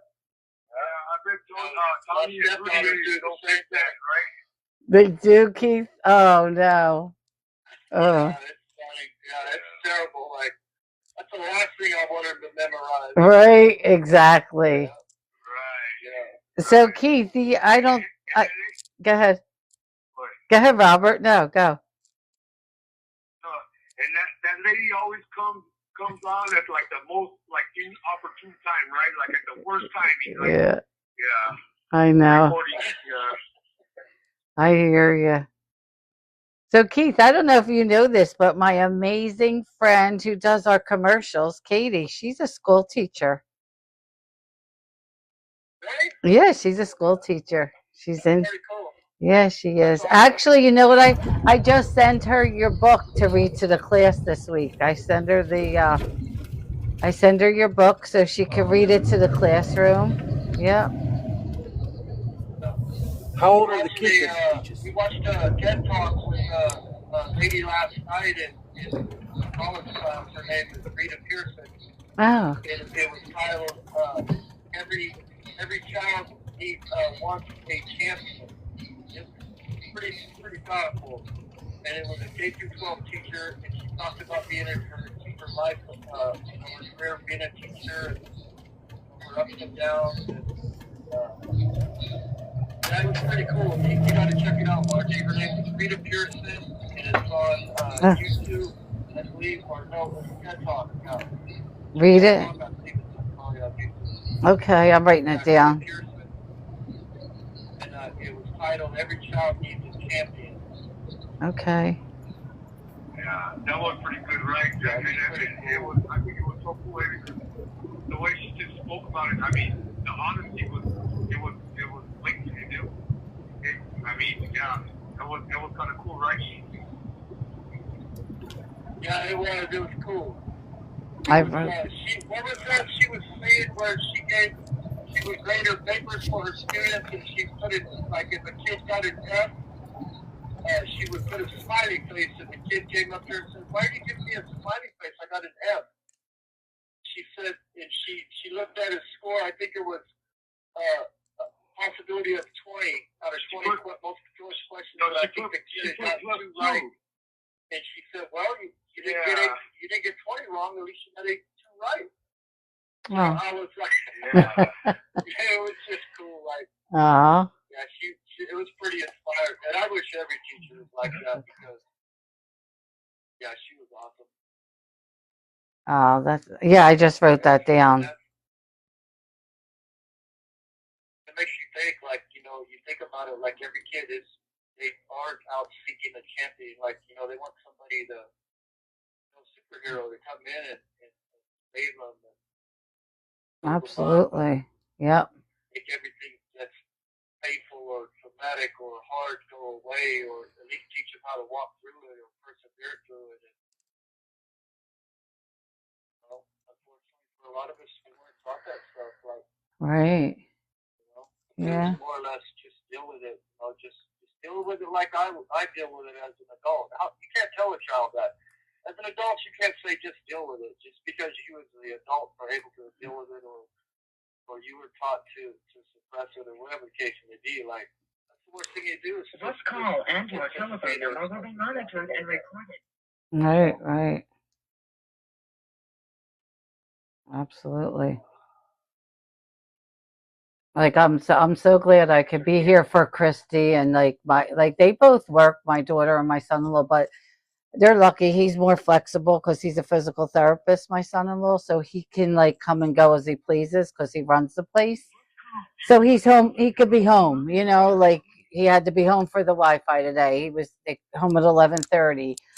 He's home most days by 1, so he takes Jake to school, and he's home when he's gets done school. So they're pretty lucky, but I'm glad I'm here too, because I'm here for him. When he wasn't able to do that, I was here for them, because Christy works 9 to 5, and I'm here for them too when they need me. I'm so glad I could do that. Also, I did it for Vinny's kids when they were younger. I helped him with the kids, and now I did it for Christy. Like, that's what I want to do. I want to be here I was there for my kids. I want to be there for my grandkids, and hopefully someday my great grandkids. It's a tough job, but I enjoy it. It's rewarding. It's rewarding. Yeah. It is. The old concept, it takes a village to raise a child. Like that, there's nothing more truer than that. Like, if you think about it, like, there's nothing more truer than that. Yep. It has to be that healthy balance, of taking care. That's not just your kid. It's any. We have a responsibility as adults that know better, because we said it before. When you know, you know. You can't, if you know better and you know an impact or the impact you can have on a child's life This call and your telephone number will be monitored and recorded. So yeah, I don't know. Right. You have to take that opportunity. Yeah. Like, I don't know if Robert knows. I think Tony does, but I don't know. So when I lost my son in 2006, his children were very young. They were only 6 and 8. My fear was, they only had their mom taking care of them. Anything could have happened. I was worried about them. They were growing up in South Philly. I was worried about the streets and what could have happened. And it was a fear for me. But you know what? between myself, my husband, my daughter, Christy, who is so amazing, we made sure, they did the right thing and they went to college and they're adults now. My grandson owns a restaurant. My granddaughter's a nanny for a cardiac surgeon. She went to school. She's a vet tech. Trust me. She went to college. She's a vet tech, but she chose to do this right now. But I wanted to make sure they were going to be okay. And it was rough. They lost their dad at a young age. Yep. Yeah, Yeah. that's a sad thing. I mean, it's not even well, I mean, it's not even natural, to have to bury your children. Mm-hmm. It's bad. I'm sorry about that. I'm sorry to hear that. And Thank you. I Yeah. mean, like when you're married and wife passes away, there's a name for that, a widow, and a widower. But when a child passes away, there's no name for that. It's just like, yeah, it's not I'm sorry about that. Thank you. Yeah. Yeah, he had a brain aneurysm. It was sudden. We didn't, he had it actually the day he passed away. He had a doctor's appointment that morning and he never made it. A second opinion, I should say. Yep. But, I thank God every day, for his two children who are amazing. And, my daughter, Christy, helped him out a lot. So I have a lot of support. Yep. Yeah. Like you said, you're not supposed to bury your children. Nope, not at all. And I have amazing friends. So, but you know what? Like you said, you're worried about the kids, growing up, going to school, what's going on after school. My daughter-in-law had to go to work, she had to work. So I made sure I was there. But, thank God they grew up to be amazing. I'm so proud of them. Oh, well, I told Keith, never mind. I was going to say, and Vinny's coming here. My grandson's coming to visit me at the end of the month. Oh my God, I'm on cloud nine. I haven't seen him in person it's 2 years, but he calls every day. So I can't wait. Yep. Yeah, we had watched this other video in class too. It was prior to last night, I'd seen like a piece of it on TV somewhere. It was Denzel Washington. He did a alma mater speech at I can't remember what university it was, but it was titled Fall Forward, and it was motivational, inspirational speech to graduating class, and he was talking about like taking risks. If you're not failing in life, you're not trying it. And I think like it's just crazy. Like the way that I hear these people speaking now, they resonate with me now because I see that like words are powerful. Like we can all attest to that. Like words are powerful. So think about it as a small child when you're told all these things that you can't do this or can't do that or can't do this or this is out of your wheelhouse or you're not smart enough or you're not like that stuff is crippling for a child. Like now as an adult, when I hear that stuff, man, I know, and it stays with me. Like just watching those two videos, like I thought about them all day, and I'm sure Robert did too. Like because I think about my babies at home now, and I think about other kids, and I think about man, like how many kids are just cut off at the kneecaps, and just their dreams are just shoved to the side, just because you have that one person in their life that told them, hey, over and over and over again, no, you're not worth nothing. You're always going to be this or that, or you can't do this because our family doesn't do this. Like, just think about how much that kid's dreams are just shot. Like, it's sad. It's sad because it is. Yeah, it's a trip, man. Well, that was a really good video too, right? I mean, the Tuesday like. It's not watching. We're talking about like, and I've heard it growing up throughout my childhood.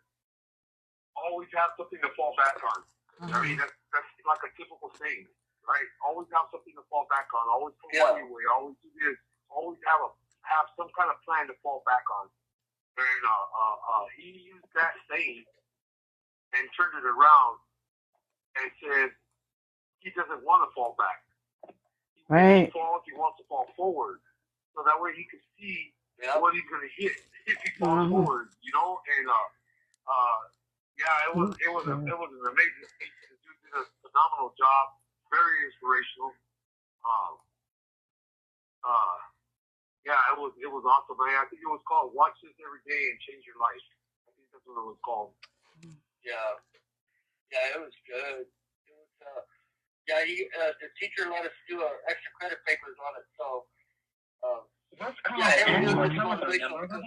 I wrote down notes and I thought about it, like she said. There's so many things he said throughout the video, but he said if you're not failing, you're not trying, if you're not taking risks, and that's not just risks.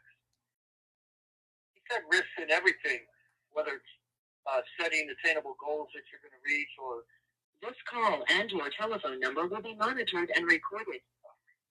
Relationships and all that. And then he said something in there. He said when he was younger and he was a college student.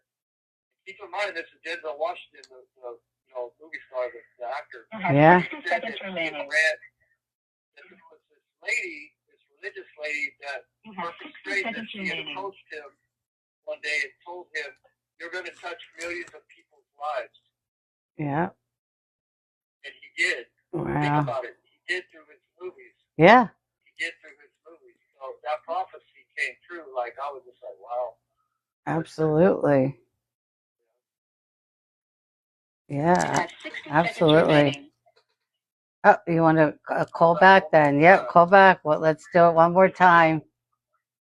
Bren, hey, how are you? Is Vinny there with you? Jamie, that's my granddaughter. I think she's still here. I know she popped in. Is she still here? Is Bren? Oh yeah, she's still here. Hey, Bren.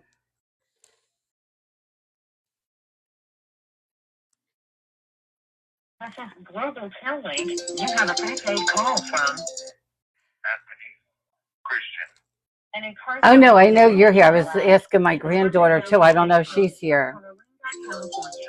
This call and your telephone number will be monitored and recorded. You have a prepaid call. You will not be charged for this call. You will send to your telephone number will be monitored and recorded. You have a prepaid call. Bren, are you still here? I think she is. Thank you for using Global Tel Link. This call and your telephone number will be monitored and recorded. You have a prepaid. Thank you for using Global Tel Link. Okay. We have everybody back then. Yeah, she's here. Oh, Keith, I was just telling everybody, I was just introducing my granddaughter came in. Vinny's daughter, she popped in. She's in here. Oh, okay. Yeah. That's neat. Yeah. But yeah, Denzel is big. I hope that adults in the community get from, the past 2 weeks is, it's just the emphasis on connecting, reconnecting. If you haven't, if you don't have a healthy connection with your teen, or you realize that there could be more that you could be doing, like, I hope that this is just like an eye opener, a call for action for the community, that there needs to be something done. Like, people need to step up and actually apply themselves and do things that are going to make a difference. Because having the conversations means nothing if we're not willing to act on them and come together and change whatever old set policies are within the school systems or whatever the case may be. Like, we need to reach these kids at a young age before they start experiencing things in their lives that we've had experience. Sometimes that calls to challenge old standard, policies that were in place, from way back, like, right, or methods of intervention. Like, it's not the same no more. It needs to change. It's not. There's no one way to reach a child. So why do we keep following these old so-called traditional ways? Act on it, man. Like, don't think of it as, okay, I'm not a parent or that's not my child. If it don't wait till it happens to your child. Reach out and try to make a difference now, because that's where it should start happening. Because otherwise, they're going to just keep building more institutions, higher increase in crime, like the mental health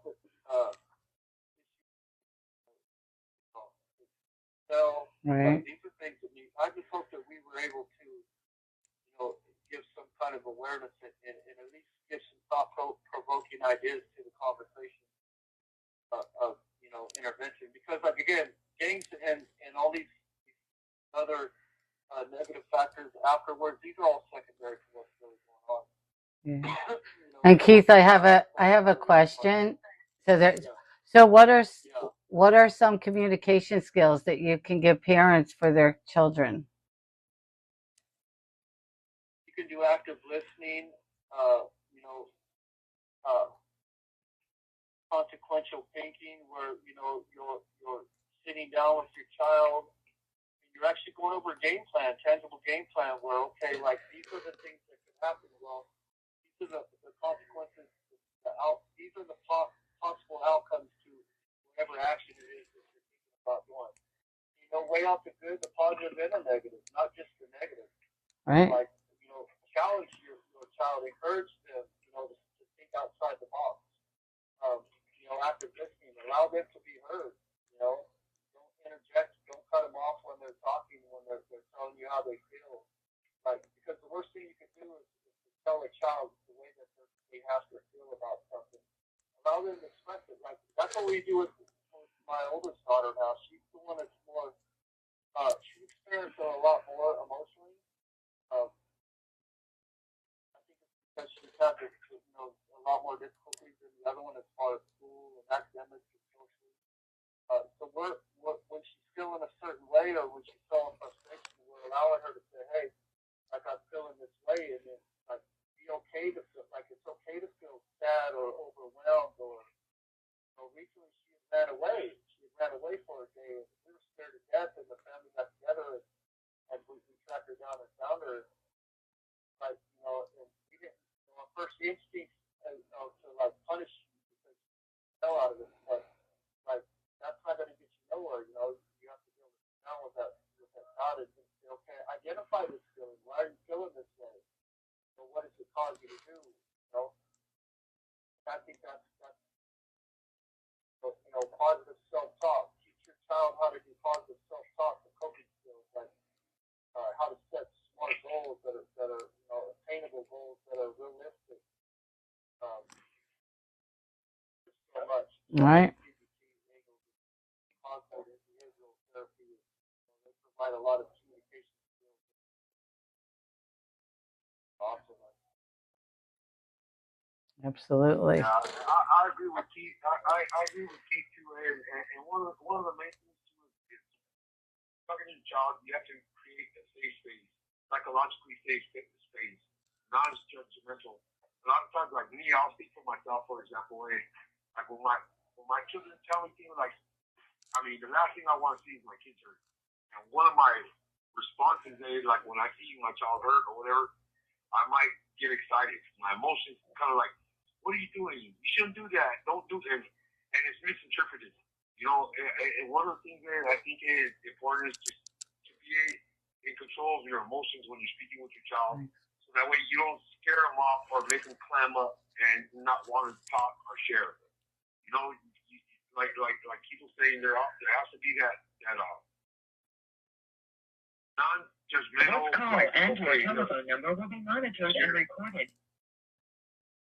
You have to be able to, your child has to know that they're okay to come and talk to you about anything and everything without fear of consequences, and just to be honest, and I mean, guidance and love and I mean, don't get me wrong, when there's bad behavior, of course there has to be some kind of consequences. But I'm speaking like in terms of this call and your telephone number will be monitored and recorded. certain type of situations that they're in. There's a situation at school with other children are involved or this is involved. To be able to sit there and be in control of your emotions, to be able to talk to them and not get excited, not get overwhelmed with what they're telling you, and so that way they could.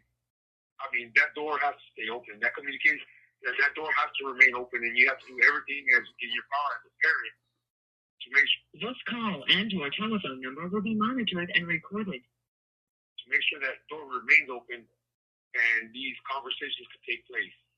Yeah, I think it's very important, and I think Keith hit it right on the head today when he said it. When he said what he said, you know.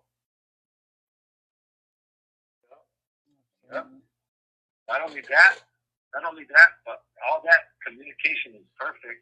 Another good tip to piggyback on what both you guys said, because they were both correct, is to promote self-advocacy. That means helping them communicate on their own behalf and sharing what they need. You know, a child-centered solution is going to be the best solution that this child can get, because they're going to get a sense of ownership over the outcomes. Right? So sitting them down, like Robert said, and encourage them. Robert? Yeah, encourage them to share. Yeah. What do you think? This call and your telephone number will be monitored and recorded. Okay. Robert, could you hear us?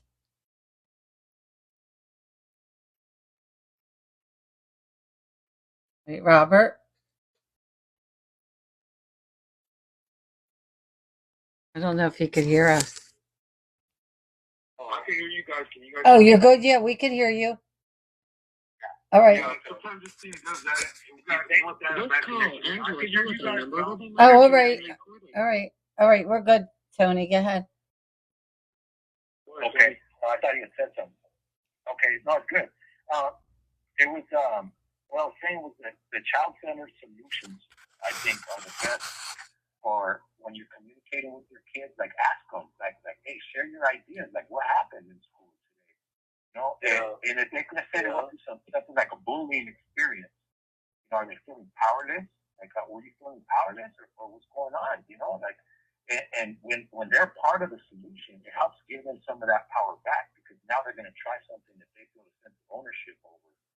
You know, chances are, if they're sharing the situation that happened at school, or it happened at daycare, or it happened with their friends, chances are you're the first person that they told, because you're the closest person, and they're trusting you. Yeah. Right. So there's many steps to reinforce. I like that. It's like promoting autonomy as well. They're Like, not alone. You know, this ain't your and it's a fault, good feeling. and it's not up to you Like, to stop yeah, whatever happened. You know, my oldest stepdaughter, she came home one day and was talking about how happy she was that she was able to, like, quell a situation instead of making it worse. She was able to, like get these two of her other peers to, basically, walk away, squash whatever was going on, and then revisit it. It was cool. It's because she was like being a little advocate for like communication. And I thought that was pretty cool. It kind of made me like, it was one of them aha moments where, like, wow, like, she's picking up some of the stuff that we're telling her, or that me and my wife use those same. We use the same tools of communication in front of our kids, and they see that. Like, you might not think they see it, but they're watching everything we do. So it was pretty cool to see her advocate like that for somebody else, because it showed me that she knows what it is to be empathetic towards other people, actually want to help that person instead of sitting back and allowing it to just happen because it's not happening directly to her. Right, right. So it was pretty cool. It restores confidence. Yep. It restores confidence in them. Yeah. When they teach them how to self-advocate and they do it, they walk away feeling like they help somebody. And in this life, we find the help we need when we help other people. You know that? Yeah. Absolutely. Have any of you men ever thought of making an outreach program to schools, or possibly doing a Skype? Oh, without a doubt. We're working on that right now, as a matter of fact. Okay, all right. Yeah, we all. I think. We're working on it. Yeah, I think we all kind of agree on that. Okay. So there's there's people from the Coalinga College that are going to come to an event on October 10th. Robert, that's when they scheduled the event, the next event, right? So we're all in this little group that we wrote letters for the youth. And the lady from our college, aside from the president of the college and the dean, she's going to bring 2 people from the Tulare Office of Education. So these people are like high directors in the school administration locally around here, and they want to come hear our event. Here's Robert is one of the speakers. There's 4 speakers, 4 stories that are going to be told at this event. You're going to have wardens, associate wardens, captains, president, deans, and the Tulare Office of Education at this event. So if they like our stories, we plan on trying to go through teams and do Zoom meetings with the youth after they read our stories so that we can give direct feedback. You know, it could be on a loop and it'll have to be monitored, but that's exactly something we're taking steps for. Oh, that's great. I think that would be amazing. Yeah. Absolutely. Touched on everything. Peer pressure. That's pretty exciting stuff right there, dude. Yeah. Criminality cycle. We haven't touched on that, or bullying, right? Right. I can't hear you. Oh, you can I hear? you Okay. I think it's going in and out now. Yeah, I think they are going in and out now a little bit. But Yeah, Is but it? we're ready to wrap up too, though. yeah, it's pretty much time to wrap up, and we're hitting 14 minutes now, so we're gonna get that message shortly. But, So I want to put that YouTube channel out again, that podcast, because we haven't had the opportunity to check it out, of course, because we just got it last night. But it's called Inside the Pod with Lou. Inside the Pod with Lou. I'm just curious 60 seconds remaining. what it entails. Yeah, You have 60 seconds remaining. I and wrote. it's an opportunity to support. Okay. Support something going on in the community. Sounds good. You have 60 seconds remaining. Yeah, we appreciate you guys tonight. All right. Well, And, thank you. guys for showing up again tonight. Thank you guys. Thank you guys for having us. Thank you, and I'll be in touch. Thank you, MargeC. All right, keep in touch. All right, Robert. I'll be in you guys touch. Be safe out there and take care of yourself. And once again, thank you. The audience know we can thank you for the time. And thank you guys. I appreciate it. Okay, I'll be in touch, Robert. Yeah, we'll All right, create Tony. something again here real soon. Yeah, we'll do something. Create something again here real soon. All right, Tony. I'll be in touch. All right, Keith. I will talk to you. I actually think the phones are going in and out, Keith. I think the phones went out. Jamie. Yeah, I think that, yeah, and they were going in and out anyway. It was an amazing live. Thank you, everyone. I really appreciate everyone for joining. I love you too, Jamie. Yeah, the phones towards the end, I don't know. It seems like when it gets a little bit late, but they weren't hearing each other. But I'm glad it happened at the end. Thank you, Lisa. I appreciate you.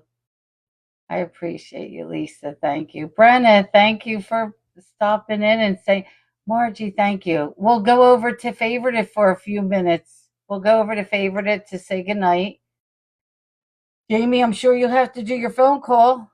It's that time of the night, and we have to catch up on what we spoke about over the weekend, Jamie. Saturday, if you're free, I'll reach out to you. We'll catch up on that. Bren, and I'll reach out to you, Bren. I'll text you tomorrow. And thank you for the anniversary wishes. Oh, Cindy, thank you. My girls are amazing. Good night, Jamie. It was so good to talk to you today. Jamie was like my call, like when I was driving. And Cindy, thank you. Brenna, I will talk to you. Love you, Bren. So let's go over to Favorite It. Bren, I don't know if you have the app Favorite It. We go over there and we just chill at night to talk. D comes over there. D was here all night. So D is what my grandkids call Christy. They call Christy D from when they were babies, so I happen to just say D.